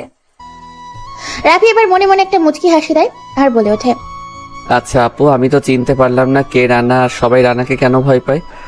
আরে বোকা হাবলা কোথাকার, রানা হচ্ছে এই শহরের এমপির ছেলে। আমি যেমন মন্ত্রীর মেয়ে, সবাই আমাকে ভয় পায়, ঠিক তেমন রানা হচ্ছে এমপির ছেলে। রানা এমপির ছেলে বলে সবাই ভয় পায়। এছাড়া রানা এই ভার্সিটিতে বিভিন্ন খারাপ কাজ এবং সে বিভিন্ন অবৈধ কাজের সাথে যুক্ত আছে। তার গ্যাং আছে, এই জন্য সহজে কেউ তার সাথে ঝামেলা করে না। শুধু এটুকুই, তাতে সবাই ওকে ভয় পায়? এর থেকেও তো আপনি অনেক ভয়ঙ্কর আর ডেঞ্জারাস। আপনার সাথে তো রানা পেরে উঠবে না। হ্যাঁ তুই সেটা অবশ্য ঠিকই বলেছিস। রানা আমাকে খুব ভয় পায় এবং শ্রদ্ধা সম্মান করে। আমার সাথে বেয়াদবি করে না, কারণ আমি মন্ত্রীর মেয়ে আর সে এমপির ছেলে। কিন্তু ভার্সিটিতে কোনো মেয়ে আসলে রানা তাকে আর আস্ত রাখে না, নানাভাবে তার জালে ফেলে সেই মেয়ের জীবন ধ্বংস করে দেয়। আমার মনে হয় না যে ওই রানা নামে ছেলেটার এত ক্ষমতা আছে। তাকে দেখে তো বোঝা যায় না। তোকে তো আজকে এখানে মেরে ফেলে পুঁতে যেত যদি পুরো দায়িত্বটা আমি না নিতাম। তুই আমার জন্য আজকে বেঁচে গেলি। আপনি তো আমাকে বিপদে ফেলেছেন আর আপনি বলছেন আপনি আমাকে বাঁচিয়েছেন। শোন, তুই এখনো রানাকে চিনিস না। এই ভার্সিটিতে আর কিছুদিন থাক, রানাকে চিনে যাবি। আমাদের পাশের গ্রাম থেকে 2টা মেয়ে কলেজে এসেছিল। রানা তাদেরকে গায়েব করে দিয়েছে, কোনো প্রমাণ ছাড়া পুলিশ থেকে গ্রেফতার করতে পারেনি। রাফি মাফির মুখে এই কথা শুনে কেমন যেন একটা রহস্যময় হাসি দেয়, যেন এক লুকিয়ে থাকা গুপ্তধনের সন্ধান পেয়ে গেছে। মনে মনে ভীষণ খুশি রাফি যেন আনন্দে আত্মহারা। এরপর রাফি বলে ওঠে, আপু, আপনারা আমাকে ছেড়ে দিন। আমি তো এখানে পড়তে এসেছি, ঝামেলা করতে নয়। যা, তোকে ছেড়ে দিলাম। তবে হ্যাঁ, মনে রাখবি এই মাফির সাথে কখনো কোনো সময় ঝামেলা করতে আসবি না। ঠিক আছে আপু। রাফি সেখানে কোনো কথা না বলে মুচকি একটা হাসি দিয়ে সেখান থেকে বেরিয়ে পড়ে। রাফি আজকে ভীষণ খুশি। এই খুশিতে সে আজকে আর ক্লাস করবে না। সেই ইয়ামা আর 15 ব্রিটিশ আমলের চায়না ফোনের সাইকেলটা নিয়ে রওনা দেয় গ্রামের উদ্দেশ্যে। নিজের মনের মতো করে আনন্দে আত্মহারা খুশি হয়ে সে ফুল স্পিডে সাইকেল চালিয়ে যাচ্ছে তার গ্রামের উদ্দেশ্যে। অন্যদিকে দেখতে দেখতে ভার্সিটির সময়ও শেষের দিকে। ভার্সিটির ছুটি দিয়ে দেয়। মাফিয়া ও দলবল তাদের দামি বাইকগুলো নিয়ে রাস্তায় বেরিয়ে পড়ে। ছেলেদের মতো বাইক চালিয়ে এদিক ওদিক ঘুরে ঘুরে বেড়াতে থাকে। রাফি বাড়িতে চলে আসে, ফ্রেশ হয়ে হালকা কিছু খেয়ে চলে যায় চাচার বাড়িতে। জমিদার চাচার বাড়িতে সেখানে গিয়ে কিছু কাজ করতে থাকে। সেখানে আগে থেকেই কাজ করছিল রাফসান, রাসেল ও রাব্বু। রাফিকে এত খুশি দেখে রাফসান বলে ওঠে, কি রে রাফি, তুই এত খুশি কেন? মনে হয় বাসুরিতে এতগুলো ছেলে মেয়ের হাতের মার খেয়ে শালা পাগল হয়ে গেছে। রাফি রাসেলের কথা শুনে বেশ খানিকটা অবাক হয়। অবাক চোখে রাসেলের দিকে তাকায়। এটা দেখে রাব্বু বলে ওঠে, আরে বোকাচোদা, এভাবে আমাদের দিকে না তাকিয়ে তুই মোবাইলের দিকে তাকা, তাহলে বুঝতে পারবি আমরা ভার্সিটির খবর কি করে পেলাম। এরপর রাফি আর রাব্বু হাত থেকে মোবাইল ফোনটা নিয়ে ভিডিও দেখাতে থাকে। ভিডিওতে স্পষ্ট দেখা যাচ্ছে যে ভার্সিটির বেশ কিছু ছেলে মেয়ে র্যাগিং দিয়েছে, অনেক মার মেরেছে, এমনকি তাকে জোতার মালাও যে পরিয়েছে সেই ভিডিওটা পর্যন্ত সোশ্যাল মিডিয়ায় ছেড়ে দিয়েছে। এটা দেখে রাফি বলে ওঠে, শেষ পর্যন্ত কিনা তোরাও এই ভিডিওটা দেখে ফেললি? শুধু আমার না, এটা সারা বিশ্বের কাছে ভাইরাল হয়ে গেছে। তোকে ওরা এতজন মিলে মারলো, তুই কোনো কিছু করতে পারলি না? শুধু আমাদের একটা ফোন দিতি, জায়গা মতো কাজ হয়েছে তো। আরে রাসেল, এখন এসব বলে লাভ নেই। রাফি, তুই একটা কাজ কর, ভিডিওটা সাইবার থেকে ডিলিট করে দে। আর কাল থেকে ওই দলের লিডারকে যে আমরা গোডাউনে বেঁধে রেখেছি তার কি করবি? শোন, কাজ শেষে তোরা সোজা চলে যাবি গোডাউনে, সেখানে তার কাছ থেকে কথা বের করার চেষ্টা করবি। ততক্ষণে আমি এই ভিডিওটা কোনো একটা কিছু করে আমিও চলে আসব। এখন দ্রুত কাজ কর। তারপর তারা আর কোনো কথা না বলে কাজ করতে থাকে। প্রায় কাজ শেষের দিকে এমন সময় সেখানে আব্দুল চাচা চলে আসে। আব্দুল চাচা এসে বলে ওঠে, এই রাফি, তুই তো আজকে ভার্সিটি গেছিলি, আগে একটু বিশ্রাম নিতি, তারপর না হয় কাজ করতি। না চাচা, এই তো কাজ প্রায় শেষের দিকে, আর একটু কাজ আছে, এগুলো শেষ করে চলে যাব। ভার্সিটিতে তোকে এতগুলো ছেলে মেয়ে মারলো, তুই কেন কিছু বললি না কেন? কাল থেকে তোকে আর ভার্সিটিতে যেতে হবে না। রাফি সহ সবাই অবাক হয়ে যায় যে চাচাও সেই ভিডিও দেখে ফেলেছে। মান সম্মানের আর কিছুই থাকলো না, মনে মনে ভাবছে রাফি। রাফি মুচকি এসে বলে উঠল, চাচা, এগুলো তো ছোট ছোট বিষয়, ছোট ছোট বিষয় এত ঘাবড়ালে চলবে না। ঠিক আছে, তোরা যেটা ভালো বুঝিস সেটাই কর, আমার কথা তো তোরা কেউ শুনবি না। তারপর চাচা অনেকগুলো ঝাড়ি দিয়ে সেখান থেকে চলে যায়। তারা চার বন্ধু মিলে মন দিয়ে কাজ করতে থাকে। দেখতে দেখতে প্রায় কাজ শেষ। গরুগুলোকে খাওয়া দাওয়া দিয়ে তারপর ছাগল, হাঁস, মুরগিগুলোকে ঠিকঠাক করে রাফসান, রাসেল, রাব্বু বেরিয়ে পড়ে গোডাউনের উদ্দেশ্যে। আর রাফি চলে যায় তার নিজের কাজে। রাফি ঘরে বসে ড্রয়ার থেকে একটা ল্যাপটপ বের করে, এরপর ল্যাপটপ ওপেন করে কোনো কিছু টাইপ করে ল্যাপটপ অন করে এরপর ড্রাগন সাইট নামে একটা ক্যাপশন ক্যালকুলেটরে ক্লিক করে। সেখান থেকে 3 ডেট মেনুতে, তারপর ব্যাক মেনুতে কয়েকটা পিন কোড ইউজ করে একটা ওয়েবসাইট ওপেন করে সেই ওয়েবসাইটটা প্রবেশ করে এক করে দেখতে থাকে ভিডিওগুলো এবং পোস্টগুলো। অনেকক্ষণ ধরে ঘাটাঘাটি করছে কিন্তু খুঁজে পায় না। তার ভিডিওটা খুঁজতে থাকে।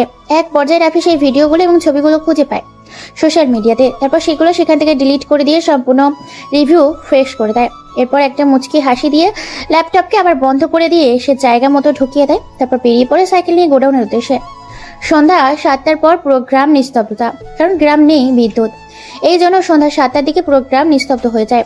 সাইকেল নিয়ে চলে আসে রাতেই গোডাউনে সামনে। তারপর গোডাউনের ভেতর প্রবেশ করে, সাইকেলটাকে স্ট্যান্ড করে গোডাউনের ভেতর প্রবেশ করে। সেখানে গিয়ে দেখতে পায় সেই দুজন ব্যক্তিকে চেয়ারের সাথে বেঁধে রাখা হয়েছে। অনেক মারা হয়েছে, শরীর থেকে প্রচন্ড রকমের রক্ত বের হচ্ছে। এটা দেখে রাফি একটা মুচকি হাসি দিয়ে বলে ওঠে, কিরে, তুই এখনো সত্যি কথা বলিসনি? রাফি এই কথা বলাতে ছেলেগুলো অবাক দৃষ্টিতে সেদিকে তাকিয়ে মুচকি একটা হাসি দিয়ে বলে ওঠে তাদের লিডার, না রে, বলিনি, আর তোদেরকে বলবো না। তোরা যদি আমাদের মেরে ফেলিস তবু আমরা মুখ খুলবো না। আর গ্যাংস্টার তোর সামনে দাঁড়িয়ে আছে, তারপরে তোর গলা খুব চলছে। তুই এতক্ষণ তাদের অত্যাচার দেখেছিস, কিন্তু আমার ভয়াবহ পাগলামি এখনো দেখিসনি। কথাটা বলে সামনের একটা চেয়ার টেনে নেয়। তারপর সেই চেয়ারের ওপর পায়ের ওপর পা তুলে বসে পড়ে রাফি। রাফির চারপাশে আছে বেশ কিছু ছেলেপুলে, সাথে রাফসান, রাসেল ও রাব্বু। রাফির সামনে রাখা হয় বেশ কিছু কাটা ছেঁড়া সরঞ্জাম, যেগুলোর নাম বলতে গেলে গল্প শেষ করা যাবে না, তাই সেগুলো নাম না বলে শুধু গল্পটা শোনাচ্ছে। এরপর রাফি হাতে একটা প্লাস নেয়, অন্য হাতে একটা চিমটি। তারপর প্লাস দিয়ে হাতের আঙুলগুলো চেপে ধরে, তারপর চিমটি দিয়ে হাতের চামড়াগুলোকে তুলে ফেলতে শুরু করে। তারপর অন্য হাতে একটা প্লাস আর অপর হাতে একটা প্লাস নিয়ে তারপর হাতের আঙুলগুলোকে নখ তুলে ফেলতে শুরু করেছে। এক এক করে তাদের সমস্ত হাতের নখগুলো পর্যন্ত তুলে ফেললো। তারপর সেখানে চুন ঢেলে দেয়, দাও দাও করে জ্বলতে শুরু করেছে। ছটফট করতে থাকে ছেলেগুলো, পাগলা কুত্তার মতো ঘেউ ঘেউ করতে শুরু করেছে, যেন জীবনটা তাদের বেরিয়ে যাচ্ছে। এ যেন মৃত্যুর থেকেও খুব ভয়ঙ্কর এবং ভয়াবহ যন্ত্রণা। এরপর একটা হাতুড়ি নিয়ে সেই নখের উপর ফেলা জায়গাগুলোতে এক এক করে আঘাত করতে থাকে হাতুড়ি দিয়ে। প্রায় শেষ স্থানগুলো হাতুড়ি দিয়ে পিটিয়ে পুরো থেতলে দিয়েছে। ছেলেগুলো যন্ত্রণা সহ্য করতে না পেরে ছটফট করতে থাকে গলা কাটা মুরগির মতো। এরপরে এক লোহার চিরুনি বের করে চিরুনিটা দিয়ে মুখের ভেতর ঢুকিয়ে দেয়। তারপর এলো পাথরি সেই চিনিটা দিয়ে টানতে থাকে। মুখের মাংস ছিঁড়ে গলা ভেদ করে মুখটা ছিঁড়ে ফালা ফালা হয়ে যায়। খুব ভয়ঙ্কর দেখতে লাগছে এই মুহূর্তে সেই ছেলে দুটোকে। গোল গোল করে তাজা রক্ত বের হচ্ছে। এরপর একটা গাছ কাটা মেশিন দিয়ে নিয়ে আসে। তারপর ছেলেগুলোর হাতের ওপর রাখে। ছেলে দুটো মনে করছিল তাদের হয়তো ভয় দেখাচ্ছে, কিন্তু রাফি মুচকি এসে কোনো কথা ছাড়াই চালিয়ে দেয় তাদের হাত দুটোর ওপর। শরীর থেকে কবজি পর্যন্ত হাতটা আলাদা হয়ে যায়। সরে ছেলেগুলোর হাত দুটো লাফালাফি করতে থাকে। এটা দেখে ছেলেগুলো লাফালাফি শুরু করেছে, সাথে চিৎকার। ছেলেগুলোর আত্মায় যেন দেখার মতো নয়, খুব ভয়ঙ্কর অবস্থা হয়েছে ছেলেগুলোর। এরপর দেওয়াল কানা করার একটা ড্রিল মেশিন নিয়ে এসে ছেলেগুলোর হাঁটুর ভিতরে রেখে তারপর হাঁটু গর্ত তৈরি করে দেয় তাদের দুই পায়ের দুই হাঁটুর মধ্যে। তারপর সেখানে একটা গরম রড ঢুকিয়ে দেয়। গরম রডে যেন শরীরটাকে ধাও ধাও করে গলতে শুরু করেছে তার পায়ের হাঁটুগুলো। ছেলেগুলো সহ্য করতে না পেরে কেঁদেই ফেলেছে। অবশেষে কাঁদতে কাঁদতে ছেলেগুলো বলে ওঠে রাফির উদ্দেশ্যে, ভাই আমার ভুল হয়ে গেছে, আমাকে ছেড়ে দাও। আমি জানি তুমি খুব ভয়ঙ্কর একজন মানুষ। এসবের পিছনে শুধুমাত্র এমপি ছেলে রানা জড়িত, বিভিন্ন খারাপ কাজের সাথে জড়িত আছে। শহরে যতগুলো অপরাধ হয় শুধুমাত্র তার কথাই। আমরা শুধু টাকার বিনিময়ে তার সাথে কাজ করি, এর বেশি কিছু আমি জানি না। এটা শুনে রাফি একটা মুচকি হাসি দেয়। তারপর একটা ব্লেড নিয়ে গলার ভেতর ঢুকিয়ে দেয়। তারপর টান দেয়। সাথে সাথে গলার শিরা উপশিরা এমনকি ফিনকি কেটে গড়গড় করে রক্ত বেরোতে থাকে। চেয়ারে রশি দিয়ে বেঁধে ছেলেগুলোকে সেখানে ছটফট করতে থাকে। সেখানে কিছুক্ষণের মধ্যেই তাদের প্রাণ পাখিটা উড়ে যায় দূর আকাশে। তারপর ছেলেগুলো ঠিক সেই অবস্থায় ফেলে আসে কোনো নির্জন জায়গায়। সেটা বলে দেয় রাফি। তার দলের ছেলেগুলোকে রাফির কথা মতো তার দলের ছেলেগুলো নিয়ে যায় লিডার আর বড় ভাইয়ের লাশ দুটোকে। রাফি বলে ওঠে, তোরা শোন, আমি এই বিষয়ে কিছু তথ্য পেয়েছি। রানা ভার্সিটিতে এসেছিল, তাকে আমি দেখেছি। তোর সামনে রানা এসেছিল, তারপরও তুই তাকে ছেড়ে দিলি কি করে? তাকে সেখানে পুঁতে দিলি না কেন? এত তাড়াতাড়ি ওকে মারি কি করে বল? সময় আর সুযোগ বুঝে ঝোপ বুঝে কোপ মারবো। কিন্তু রানাকে তুই এখন পাবি কোথায়? তাছাড়া ওকে যে করে হোক মেরে ফেলতে হবে। মারবো তো বটে, তবে খুব যন্ত্রণা দিয়ে, যেটা সে তিলে তিলে বুঝবে। কিন্তু তুই এত সব তথ্য পেলি কি করে? কে তোকে বলল? আমরা তো অনেক খোঁজাখুঁজি করেছিলাম, পুলিশও কোনো কিছু বলতে পারেনি। তাহলে তুই এতগুলো তথ্য কোথায় পেলি? পুলিশ বলেনি, সিসিটিভি ক্যামেরায় ধরা পড়েনি, তবে আমাকে মন্ত্রীর মেয়ে মাফি বলেছে রানার বিষয়ে রানাকে খুঁজে পেতে তেমন কষ্ট হবে না। ওই কুত্তার বাচ্চাটাকে এত নৃশংসভাবে মারবো যে ওর মৃত্যু দেখে আশেপাশের সবাই ভয় পেয়ে যাবে। মারবো তো বটে, তবে তার আগে আরো কিছু কাজ করতে হবে। তোরা এমপির বিষয়ে ভালো করে খোঁজ খবর নে। আমার মনে হয় এর সাথে এমপি নিজেও জড়িত আছে। ঠিক আছে। তারপর তারা তিনজন বেরিয়ে পড়ে আবার নতুন কোনো গন্তব্যের উদ্দেশ্যে আগন্তুকের ভেসে। রাত 12টা বাজে। চারদিকে বেশ অন্ধকার, পরিবেশটা কালো আধারে ছেয়ে গেছে। শহর আর অনেক জায়গায় বেশ নানান রঙের বাতি জ্বালিয়েছে, কিন্তু অন্ধকারে ঢেকে আছে গ্রাম এলাকা শহর চাকচিক্য মরিচ বাতিতে। রঙিন হয়ে উঠেছে নাইট ক্লাবের সামনে পরপর 5-5টা কালো রঙের গাড়ি এসে থামে। গাড়িগুলোর ভেতর থেকে কিছু লোক বসে আছে, কোনো কিছু অপেক্ষা অনেকক্ষণ ধরে গাড়ির ভেতর বসে আছে। এমন সময় তাদের মুখে কোনো কিছু দেখে একচিলতে হাসি ফুটে ওঠে। সামনে তাকিয়ে দেখতে পায় একটা মানুষ নাইট ক্লাব থেকে বের হয়ে নিজের লাল রঙের একটা গাড়িতে করে কোনো জায়গার উদ্দেশ্যে রওনা দিয়েছে। সে গাড়ির পেছন পেছন 5-5টা গাড়ি ফলো করতে থাকে। ফলো করতে করতে হাইওয়ে রাস্তার ওভারব্রিজের ওপরে এসে গাড়িটা চারিদিক দিয়ে ঘিরে ফেলে। গাড়িটা না যেতে পারছে আর না আসতে পারছে। পিছনে এটা দেখে গাড়ির ভেতরে থাকা সেই ব্যক্তিটি বলে ওঠে, কে তোরা? আমার রাস্তায় এভাবে আটকানোর মানে কি? তোরা জানিস আমি কে? জীবনের মায়া থাকলে আমার রাস্তা ছেড়ে এখন এখান থেকে মানে কেটে পড়, হয়তো আমার একটা ফোনে তোরা সবাই যাবি কবরে। গাড়ির ভেতরে থাকা লোকটির কথা শুনে 5টা গাড়ির ভেতর থেকে অজানা মানুষগুলো হেসে ওঠে। এক এক করে 5টা গাড়ির জানালা খুলে গাড়ির ভেতর থেকে বের হয় 4 জন আগন্তুক সহ বেশ কিছু ছেলেমেয়ে, যাদের হাতে দেশি বিদেশি বিভিন্ন রকমের অস্ত্র। এটা দেখে বেশ খানিকটা ঘাবড়ে যায় সেই গাড়ির ব্যক্তিটা। ভয়ে গলা শুকিয়ে গেছে, কি বলবে বুঝতে পারে না। তবুও নিজেকে ঠিক রেখে হালকা কণ্ঠে বলে ওঠে, কিরে তোরা ডাকাতি করতে এসেছিস? সাধারণ কয়েকটা টাকার জন্য তোরা আমার গাড়ি রাস্তার মাঝখানে থামিয়ে দিলি। আরে এটা তো তোরা আমার অফিসে গিয়ে নিয়ে আসতে পারতি চা নাস্তা খাওয়ার জন্য। শুধু শুধু তোরা আমার গাড়িটা রাস্তার মাঝে কেন আটকালি? বোকা ছেলে কোথাকার। লোকটির কথা শুনে আগন্তুক সহ তার ছেলেপুলেগুলো ভেবাচাকা খেয়ে যায়। হ্যাঁ, আগন্তুকগুলোর মধ্যে থেকে বের হয়ে আসে রাফি, রাফসান, রাসেল, রাপু ও তার পুরোদল। রাফি মুচকি এসে বলে ওঠে, টাকা নয়, তোর জীবনটা আমাদের চাই, আর কিছু তথ্য, যে তথ্যটা শুধুমাত্র তুই দিতে পারবি আমাদেরকে। আগন্তুকের এরকম কথা শুনে বেশ খানিকটা ঘাবড়ে যায় এমপির পিয়ন নেতা বাবু নেতা। ভয়ে চুপসে যায়, গলা শুকিয়ে গেছে এতগুলো মানুষকে দেখে। তবুও হালকা কণ্ঠে বলে ওঠে, আরে কি সব যাতা বলছিস? আমরা জীবন তোদের চাই না। আমার জীবনটা নিয়ে তোরা কি করবি? মানুষের টাকার প্রয়োজন হয়, জীবনের প্রয়োজন না। তা কার বিষয়ে তোরা জানবি দ্রুত বল, আমার সময় নেই, আমাকে যেতে দে। হ্যাঁ, তোর বাপ এমপির বিষয়ে আমি জানতে চাই, সে কোন কোন কাজে যুক্ত আছে। বাংলাদেশে যত সমাজসেবা কাজ আছে সব কাজের সাথে আমাদের এমপি সাহেব জড়িত আছে। এটাই শুনে তারা চারজন মিলে একটা মুচকি হাসি দেয়। হঠাৎ করে চোখের পলকে কেউ কোনো কিছু বুঝে ওঠার আগেই রাফি তার কুড়াল নিয়ে এক কোপে শরীর থেকে হাঁটু পর্যন্ত পাটা আলাদা করে ফেলেছে নেতা বাবুর। নেতা বাবু উল্টো হয়ে পড়ে যায় মাটিতে, গড়াগড়ি খেতে থাকে, পাটা রাস্তার ওপর লাফালাফি করতে থাকে, কাটা স্থান থেকে গড়গড় করে রক্ত বেরোতে থাকে। ভয়ে ও আতঙ্কে চিৎকার করতে শুরু করেছে। আর রাফি বলে ওঠে, এখন এমপির বিষয়ে সত্যি সত্যি কথা বলবি, নাকি সারা জীবন এমপির গোলামি করে জীবনটা কাটাবি? তাছাড়া সত্যি বললে হয়তো তুই বেঁচে যেতে পারিস, আর মিথ্যা বললে তোকে জীবন্ত মাটিতে পুঁতে ফেলবো। আরে ভাইকে তোরা আমাকে মারছিস কেন? আমার যত কোটি টাকা আছে তোরা নিয়ে যা, তবু আমাকে ছেড়ে দে তোরা। আমরা আর গ্যাংস্টার তোর জম। এটা শুনে নেতা বেশ খানিকটা ভয় পেয়ে যায়। ভয়ে ভয়ে এবার নেতা বলে ওঠে, এই একটা ডিস্ট্রিক্ট যতগুলো অপরাধ হয় সব অপরাধীর সাথে যুক্ত আছে। সিটি কর্পোরেশন, মেয়র এবং এই এমপি মিলে সকল রকম কাজ করে। ভাই আমি শুধু এটুকুই জানি, এর বিষয়ে আর কোনো কিছুই জানি না। আমি মেরে ফেললেও আমি এছাড়া আর কিছুই বলতে পারবো না। ভাই আমাকে ছেড়ে দিন।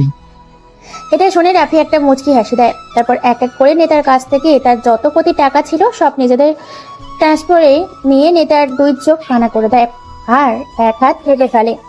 টোটালি মানুষটাকে এখন বলবে কানা, ল্যাংড়া, হাত ছুটা। তারপর নেতাকে সেখানে ফেলে দলবল নিয়ে রাফি ও তার পুরো সহপাঠী চলে যায় আবার গ্রামে। পরের দিন সকালে সাংবাদিক টেলিভিশনে বলছে, আজকের আরো এক নতুন খবরে স্বাগতম। নতুন এই এপিসোডে নতুন তথ্য নিয়ে আপনাদের মাঝে হাজির হয়েছি আমি তানজিম তিশা। কেউ বা কারা রাতের আধারে এসে এমপির পিয়ন নেতা বাবুকে নৃশংসভাবে আহত করে ফেলে গেছে। অন্যদিকে একই রাতে শহরের সবচেয়ে বড় দুইজন কালো মাস্তান লিডার আর বড় ভাইকে খুব নৃশংসভাবে মেরে নির্জন রাস্তার মাঝে ফেলে গেছে। তবে সবগুলোর মূল কারণ হচ্ছে আর গ্যাংস্টার অর্থ ফাঁদে সর্বদা আপনাদের পাশে। প্রতিদিনের মতো সকালে ঘুম থেকে উঠে ফ্রেশ হয়ে আব্দুল চাচার ফর্মে কাজ করে হালকা কিছু খেয়ে আবার ভার্সিটির উদ্দেশ্যে রওনা দিয়েছে। একই দিনের একই স্টাইলে রাফি ভার্সিটির ভিতর প্রবেশ করেছে। আজকে তাকে কোনো ঝামেলা করতে হয়নি। রাফি ক্লাসে বসে আছে, এমন সময় মাফি ও তার দলবল চলে আসে। আজকে মাফি রাফিকে কোনো কিছুই করেনি। রাফি বেশ খুশি, কারণ আজকে তাকে কেউ কোনো রকম র্যাগিং করেনি। এক এক করে এইভাবে বেশ কয়েকটা ক্লাস শেষ করে ক্যান্টিনে সবাই বসে আছে, রাফি একাই বসে আছে। এমন সময় ভার্সিটিতে প্রবেশ করে রানা ও তার দলবল। রানা ভার্সিটির মাঠে বাইকগুলোকে স্ট্যান্ড করে ক্যাম্পাসের মাঠে এসে মুচকি একটা হাসি দিয়ে বলে ওঠে, এই যে লাল সুন্দরী, এদিকে আসো, একটু রোম্যান্স করি। মেয়েটা রানার কথা শুনে ভয়ে সেদিকে আসে না। রানা এবার মেয়েটির কাছে গিয়ে মেয়েটাকে কোলে করে তার কাছে নিয়ে আসে, তারপর কোলে বসে জোর করে, তারপর মেয়েটাকে চেপে ধরে। মেয়েটা বিভিন্ন জায়গায় হাত দিতে থাকে, হাসাহাসি করতে থাকে। মেয়েটা ভয়ে কেঁদে ফেলেছে। রাফি এটা দেখে বেশ রেগে গিয়েছে, চোখগুলো লাল রক্তবর্ণ ধারণ করেছে। রানা বলে ওঠে, কি রে লালপরি, এত লজ্জা পাচ্ছিস কেন? আমি রানা, এমপি ছেলে, তোকে প্রকাশে সুখ দিব, তুই রাতারাতি ভাইরাল হয়ে যাবি। এখন কোনো ভূমিকা ছাড়াই আমার ঠোঁটে একটা কিস করতো। মেয়েটা ভয়ে কোনো কথা বলতে পারে না, মেয়েটা কেঁদেই চলেছে। রানা এবার এটা দেখে নিজের জোর করে মেয়েটার ঠোঁটে নিজের ঠোঁট ডুবিয়ে দেয় আর কিস করতে থাকে। এত জোরে কামড় দিয়েছে যার কারণে মেয়েটার ঠোঁট কেটে রক্ত বেরোচ্ছে। মেয়েটা চিৎকার দেয়, তার চিৎকার আশেপাশে ছাত্রছাত্রীগুলো সেদিকে আসে। ভয়ে কেউ কোনো কথা বলতে পারে না, সবাই তামাশা দেখছে। রানা এবার বলে ওঠে, আমার খুব পিনিক পেয়ে হয়েছে, আমি এখন প্রকাশ্য তোর সাথে রোম্যান্স করব। এটা শুনে রাফি রেগে মেগে একাকার, যেন তার কাছে মনে হচ্ছে এখনই রানার শরীর থেকে মাথাটা আলাদা করে ফেলে। রানা এবার শিপিসের ভেতর নিজের হাত ঝুঁকিয়ে পেটের উপর স্লাইড করতে থাকে, বিভিন্ন জায়গায় হাত দিতে থাকে। এটা দেখে সবাই লজ্জায় নিজেদের মাথা নিচু করে ফেলেছে। এমন সময় রানা যখন মেয়েটিকে নিজের আরো লজ্জার পরিস্থিতিতে যাবে তার আগেই পেছন থেকে কেউ একজন রানার কাঁধে হাত রাখে। হঠাৎ করে এমন হওয়াতে সবাই সেদিকে তাকায়। রানা বেশ চিন্তিত হয়ে যায়, অবাক হয়ে যায় রানা। রানা এবার মেয়েটাকে ছেড়ে দেয়। মেয়েটা ছাড়া পাওয়ার সাথে সাথে দৌড়ে সেখান থেকে পালিয়ে যায়। রানা পেছন ঘুরে দেখতে পায় সেদিনে সেই খ্যাত ছেলেটা তার গায়ে হাত দিয়েছে। এটা দেখে রানা চেয়ার থেকে উঠে রাফিকে বেশ কয়েকটা ধাক্কা দিয়ে বলে ওঠে, এই শালা কুত্তার বাচ্চা, তোর সাহস হয় কি করি আমার কাছে বাধা দেওয়া? পুরো রোম্যান্স, পুরো মুড আমার খারাপ করে দিলি। এখন তোর রক্ত দিয়ে আমি আমার নেশাটা মেটাবো। এটা শুনে রাফি পাগলের মতো হাসতে থাকে। তারপর এরকম পাগলের মতো হাসি দেখে আশেপাশে রানা সহ সবাই অবাক। মাফি তো হা করে রাফি দিকে তাকিয়ে আছে। কি বললি তুই? তুই আমাকে মারবি রাফি চৌধুরীকে? হা হা হা। হঠাৎ করে রাফির মুখে নতুন করে অন্য গলার স্বর শুনতে পেয়ে সবাই অবাক হয়ে যায়। রানা এবার বেশ উঠে ধাক্কা দেয় রাফিকে আর বলে ওঠে, শালা কুত্তার বাচ্চা, তুই দেখ তোর সাথে আমি কি করি। তোকে এখানে জীবন্ত পুঁতে দেবো, তোকে কেউ আমার হাত থেকে বাঁচাতে পারবে না। এটা বলে রানা হকিস নিয়ে বেশ কয়েকটা পায়ে বাড়ি দেয় রাফির। এখনো দাঁড়িয়ে আছে এটা দেখে সবাই অবাক হয়ে যায়। এরপর আরো বেশ কয়েকটা বাড়ি দেয়, কিন্তু হকি স্টিক ভেঙে যায়। রাফি কোনো কিছুই হয় না। এরপর রানা যখনই রাফিকে আরো আঘাত করতে যাবে তখনই রাফি রানার হাত ধরে উল্টো করে রানাকে ঘাড়ের উপর নিয়ে আছাড় মারে এক মাটিতে। আছাড় খাওয়ার সাথে সাথেই কয়েক হাত দূরে ছিটকে পড়ে। ব্যথায় যন্ত্রণায় কুকড়ে ওঠে রানা। রানার ছেলেগুলো এগিয়ে আসে রাফিকে মারতে যাবে, আর আপনি এলোপাথি মারতে থাকে সবাইকে। রাফির এরকম মারামারি দেখে সবাই ভয় পেয়ে যায়, কারণ খুব ভয়ঙ্কর ও নৃশংসভাবে মারছে রাফি রানাকেও তার ছেলেগুলোকে। এটা দেখে রানা সহ ভার্সিটির সবাই ভয় পেয়ে যায়। অনেকে অনেক ভেবে মেরে প্রায় মাটিতে শুয়ে দিয়েছে। সবাই ভার্সিটির মাঠে গড়াগড়ি খাচ্ছে, কারো হাত পা ভেঙেছে, কারো মুখ ভেঙে দিয়েছে। রানাকে এত মার মেরেছে যে রানা উঠে দাঁড়ানোর শক্তিও খুঁজে পায় না। 2 হাত পা ভেঙে দিয়েছে রাফি। কেউ একজন আড়াল থেকে এমপিকে ফোন করে এমপি খবর শুনতে পেয়ে মেয়র সহ বেশ কিছু ছেলেপুলে নিয়ে ভার্সিটির মাঠের উদ্দেশ্যে রওনা দেয়। কিছুক্ষণের মধ্যে তারাও পৌঁছে যায়। নিজের ছেলে এরকম করুণ পরিণতি দেখে এমপি ভেঙে পড়ে। এমপি রেগে মেগে একাকার। এমপি চিৎকার করে বলে ওঠে, কুত্তার বাচ্চা, আমি এই শহরে এমপি, আমার বন্ধু মেয়র। তোর সাহস হয় কি করে আমার ছেলের গায়ে হাত দেওয়ার? তোকে আজকে এখানেই মেরে ফেলবো। চলে আয়, তোর জন্যই তো ইউনিভার্সিটিতে আসা, মাঠে খেলা হবে। হা হা হা।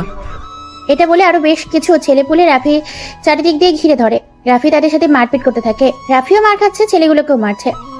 অন্যদিকে আর গ্যাংস্টারের সদস্য খবর পেয়ে তারা রওনা দিয়েছে ভার্সিটির মাঠের উদ্দেশ্যে। হ্যাঁ, রাফসান, রাসেল ও রাব্বু তারা পুরো দলবল ভার্সিটির মাঠে উপস্থিত হয়। প্রায় 30টির বেশি গাড়ি, প্রত্যেকটা গাড়ি কালো রঙের। গাড়িগুলোর ভেতর থেকে বের হয়ে আসে তারা। সবাই ভার্সিটির মাঠে। এমপি মেয়র এতগুলো ছেলেগুলোকে দেখে বেশ অবাক হয়ে যায়। এমপি আর মেয়র দুজনেই ঘাবড়ে যায় এতগুলো ছেলেপুলেকে দেখে। কি করবে বুঝতে পারে না। ভার্সিটির মাঠে বিশাল এক মারামারিতে পরিণত হয় পুরো মাঠ জুড়ে। শিক্ষার্থীরা ভয়ে সেখান থেকে পিছিয়ে যায়। সবাই দূর থেকে দেখছে, কেউ বুঝতে পারে না এই রাফি ছেলেটা আসলে কে। রানাও তার পুরো দলবলকে মেরে মাটিতে শুয়ে দিয়েছে। এমপি বলে ওঠে, কে তোরা? আর তোরা আমাদের গায়ে হাত দেওয়ার সাহস পাস কোথা থেকে? আমি এই শহরে এমপি, আমার বন্ধু মেয়র। তোদেরকে মেরে কিন্তু শালা বালি চাপা দিয়ে দেব। ভালো চাস তো এখান থেকে সরে যা। এটা শুনে রাফি মুচকে এসে বলে ওঠে, কুত্তার বাচ্চা, অনেক হয়েছে তোর অত্যাচার। আর গ্যাংস্টার কারো কথায় চলে না, তারা তাদের মর্জি মতো চলে। আর গ্যাংস্টার নামটা শুনে সবাই ভয় পেয়ে যায়। রাফি, রাফসান, রাসেল, রাব্বু তাদের একটা চাইনিজ কুড়াল নিয়ে সবাইকে কলা গাছের মতো কেটে ফেলতে শুরু করেছে। এমপি মেয়র রানাকে মাঠের মধ্যে প্রায় কয়েক টুকরা করে ফেলে। এটা দেখে মাফি ও তার দরবার ভয়ে পুরো শেষ। খবর পেয়ে বাংলাদেশের সেনাবাহিনী, নৌবাহিনী, এমনকি পুলিশ বাহিনী, আনসার বাহিনী, র্যাব বাহিনী রওনা দিয়েছে ভার্সিটির মাঠে। ততক্ষণে সবাইকে মেরে ভার্সিটি থেকে রাফি সহ বেরিয়ে পড়ে তার দলবল। পুরো ভার্সিটির মাঠ জুড়ে রক্তে রক্তাক্ত হয়ে গেছে। ভয়ে কেউ কোনো কথা বলতে পারে না। সরকারি ফায়ার সার্ভিস এসে পুরো মাঠ পরিষ্কার করে ফেলে। ভার্সিটির এমন অবস্থা দেখে ভার্সিটি গত 1 মাসের জন্য ছুটি দেওয়া হয়েছে। অন্যদিকে মন্ত্রীর বাড়িতে সামনে পরপর 30টা গাড়ি ব্রেক করলো। পারমিশন ছাড়াই মন্ত্রীর বাড়ির ভেতরে প্রবেশ করে। রাফি গিয়ে বলে ওঠে, মন্ত্রী সাহেব, 12 ঘন্টা সময় দিলাম আপনাকে। আপনার মেয়েকে আমি বিয়ে করব, কিভাবে রাজি করাবেন সেটা আপনার ব্যাপার। তারপর তারা সবাই চলে যায়। মাফি ভয়ে চুপ করে গেছে, কেননা কোনো কথা বলতে পারে না। বাড়ির ভেতরে প্রবেশ করে মন্ত্রী সাহেব বলে ওঠে, মাফি, অনেক হয়েছে তোর নেতামি। কালকে তোর বিয়ে এই শহরে সব থেকে বড় পাওয়ারফুল ও ধনী ব্যক্তির সাথে। আমি কোনো কথা শুনতে চাই না। কিন্তু বাবা, আমি এখন বিয়ে করতে চাই না। তুমি আমাকে জোর কেন করছো? আমি কাউকে বিয়ে করতে পারবো না, আর আমার দ্বারা ওসব সংসার করা হবে না। আমি এমনিতেই ভালো আছি, বিয়ে না করে সারা জীবন কাটিয়ে দেব। আমি কাউকে বিয়ে করতে পারবো না। এককালকে যদি আমাকে জীবিত দেখতে চাস তাহলে বিয়েতে না করিস না, বিয়েতে রাজি হয়ে যা। মন্ত্রী সাহেব সেখান থেকে চলে যায়। পরের দিন খুব ধুমধাম করে বিয়ের আয়োজন করা হয়েছে। বিয়ে বাড়িতে অনেক মানুষ এসেছে। পরপর বেশ কয়েকটা গাড়ি বিয়ে বাড়িতে প্রবেশ করে। মাফি রাফিকে দেখে চমকে ওঠে, ভয়ে কোনো কথা বলতে পারে না। রাফিকে দেখে ভয়ে গলা শুকিয়ে গেছে মাফি। দেখতে দেখতে বিয়ে শেষ হয়ে যায়। রাফি মাফিকে নিয়ে চলে আসে বাসর ঘরে। মাফিকে কোলে করে এনে ঘাটের উপর থপ করে ফেলে দেয় আর বলে ওঠে, তোকে এখন তিলে তিলে বোঝাবো এই রাফি চৌধুরী কতটা ভয়ঙ্কর মানুষ। এটা বলে নিজের প্যান্টের বেল্ট দিয়ে মাঠে থাকে, সারা শরীর ফাটিয়ে ফেলেছে। মাফি ব্যথায় চিৎকার করছে। প্রচন্ড মারের কারণে শরীরে জ্বর চলে এসেছে। এরপর রাফি নিজের পরনে থাকা সব খুলে ফেলে। তারপর জোর করে মাফির সাথে ইন্টিমেট করে স্বামীর অধিকার আদায় করতে থাকে। এত মার এত অত্যাচার করার পর আবার শারীরিক সম্পর্ক উঠে থাকে মাফির সাথে। মাফি সহ্য করতে না পেরে ব্যথায় চিৎকার করছে। সাদা রঙের বিছানা চাদরটা লাল রক্তই ছিঁয়ে গেছে। পরদিন সকালে রাফি নিজে ফ্রেশ হয়ে বেরিয়ে পড়ে তার কলেজের উদ্দেশ্যে। এত অত্যাচার আর নির্মমভাবে শরীরে নির্যাতন করার কারণে মাফি ঠিক করে উঠে দাঁড়াতেও পারে না। কোনো রকমে উঠে ওয়াশরুমে গিয়ে ফ্রেশ হয়ে নেয়। এরপর রাসেল ভাইয়ের বউ এসে সবকিছু বুঝিয়ে দেয়। বিকালে মন্ত্রী সাহেবের বাড়িতে যায়। তারা সবাই মিলে ওখানে 2 দিন থাকে, আবার চলে আসে। এদিকে আর গ্যাংস্টার নামে রাফি এরা ভাইরাল হয়ে যায়। এতদিন লুকিয়ে ছিল, কিন্তু ভার্সিটিতে সেই ঘটনার পর তারা প্রকাশ্যে চলে আসে। আইন তাদের কোনো কিছুই করতে পারে না, সমান ছাড়া। এরপর রাফি প্রতিদিন মাফিকে অত্যাচার করতে থাকে। এইভাবে দেখতে দেখতেই 9 মাস কেটে যায়। মাফি এখন অন্তঃসত্ত্বা। যেদিন থেকে সে প্রেগনেন্ট হয়েছে সেদিন থেকে তার উপর আর অত্যাচার করেনি রাফি। হসপিটালের বাইরে সবাই বসে আছে, দোয়া করছে রাফি সহ সবাই। হঠাৎ করে বাচ্চার কান্নার আওয়াজ ভেসে আসে ভেতর থেকে। ডাক্তার নার্স বের হয়ে বলে ওঠে, সবাইকে মিষ্টি খাওয়ান, আপনার ছেলে সন্তান হয়েছে আর আপনার বউ সুস্থ আছে, চাইলে দেখা করতে পারেন। কি বলেন ডাক্তার? আমার ছেলে সন্তান হয়েছে? এই তোরা পুরো হসপিটালে মিষ্টির বন্যা লাগিয়ে দে, আমি মাফিকে দেখে আসি। এই খুশিতে আমার জন্য একটু বেশি করে মিষ্টি নিয়ে আসবেন, আমি মিষ্টি খেতে খুব ভালোবাসি। এটা বলে ডাক্তার চলে যায়। রাফি মাফির কেবিনে প্রবেশ করে। মাফি রাফিকে দেখে মুখ ঘুরিয়ে নেয়। রাফি একটা চেয়ার নিয়ে মাফির কাছে চলে যায় আর বলে ওঠে, মাফি, তুমি আমাকে আজকে এত সুখের আর খুশির সংবাদ দিয়েছো, যে কারণে তোমাকে ভালো না বেশি আর পারলাম না। হয়েছে, আর অভিনয় করতে হবে না। আপনি শুধু অত্যাচার করতে জানেন, ভালোবাসতে জানেন না। জানি আমি একটা ছোট্ট ভুল করেছিলাম, তাই বলে আপনি আমাকে অনেক অনেক অত্যাচার করেছেন। আমার থেকেও আপনি আমার কাছে অনেক খারাপ ব্যবহার করেছেন। আমি যেটা করেছি খুব রেগেছিলাম তোমার উপরে, এজন্য করেছি। কিন্তু এখন ভালোবাসা দিয়ে সব তোমাকে পুষিয়ে দেব। সত্যি কেউ যদি আমাকে ভালোবাসতো তাহলে এতক্ষণে জড়িয়ে ধরে আমাকে কয়েকটা পাপ্পি দিত। তাই এরপর রাফি মাফিকে জড়িয়ে ধরে কয়েকটা চুমু খায়। তারপর তাদেরকে নিয়ে বাড়িতে চলে আসে। তারা এইভাবে 2 দিন কেটে যায়। মাফি বলে ওঠে, চলো না রাফি, নতুন করে জীবনটাকে শুরু করি। সব ভুলে গিয়ে আমিও। আরে পাগলি, আমি তোমাকে আগে থেকেই ভালোবাসতাম, শুধু অভিমান ছিল। কিন্তু এখন ভালোবাসা দিয়ে সব নতুন করে সাজিয়ে নিব। তারপর তারা দুজনকে জড়িয়ে ধরে এইভাবে ভালোবাসা দিয়ে তাদের দিন কাটতে থাকে। এরই মধ্যে রাফসান রাপুর বিয়ে দিয়ে 4 বন্ধু একই বাড়িতে থাকে। আন্ডারওয়ার্ল্ড সহ বিভিন্ন কাজ করতে থাকে। ভালোবাসার মধ্যে দিয়ে তাদের সুখের সংসার চলতে থাকে। গল্পের শুরু থেকে শেষ পর্যন্ত থাকার জন্য সবাইকে ধন্যবাদ। চ্যানেলটিকে সাবস্ক্রাইব করে সবাই পাশে থাকুন। গল্পটা কেমন হয়েছে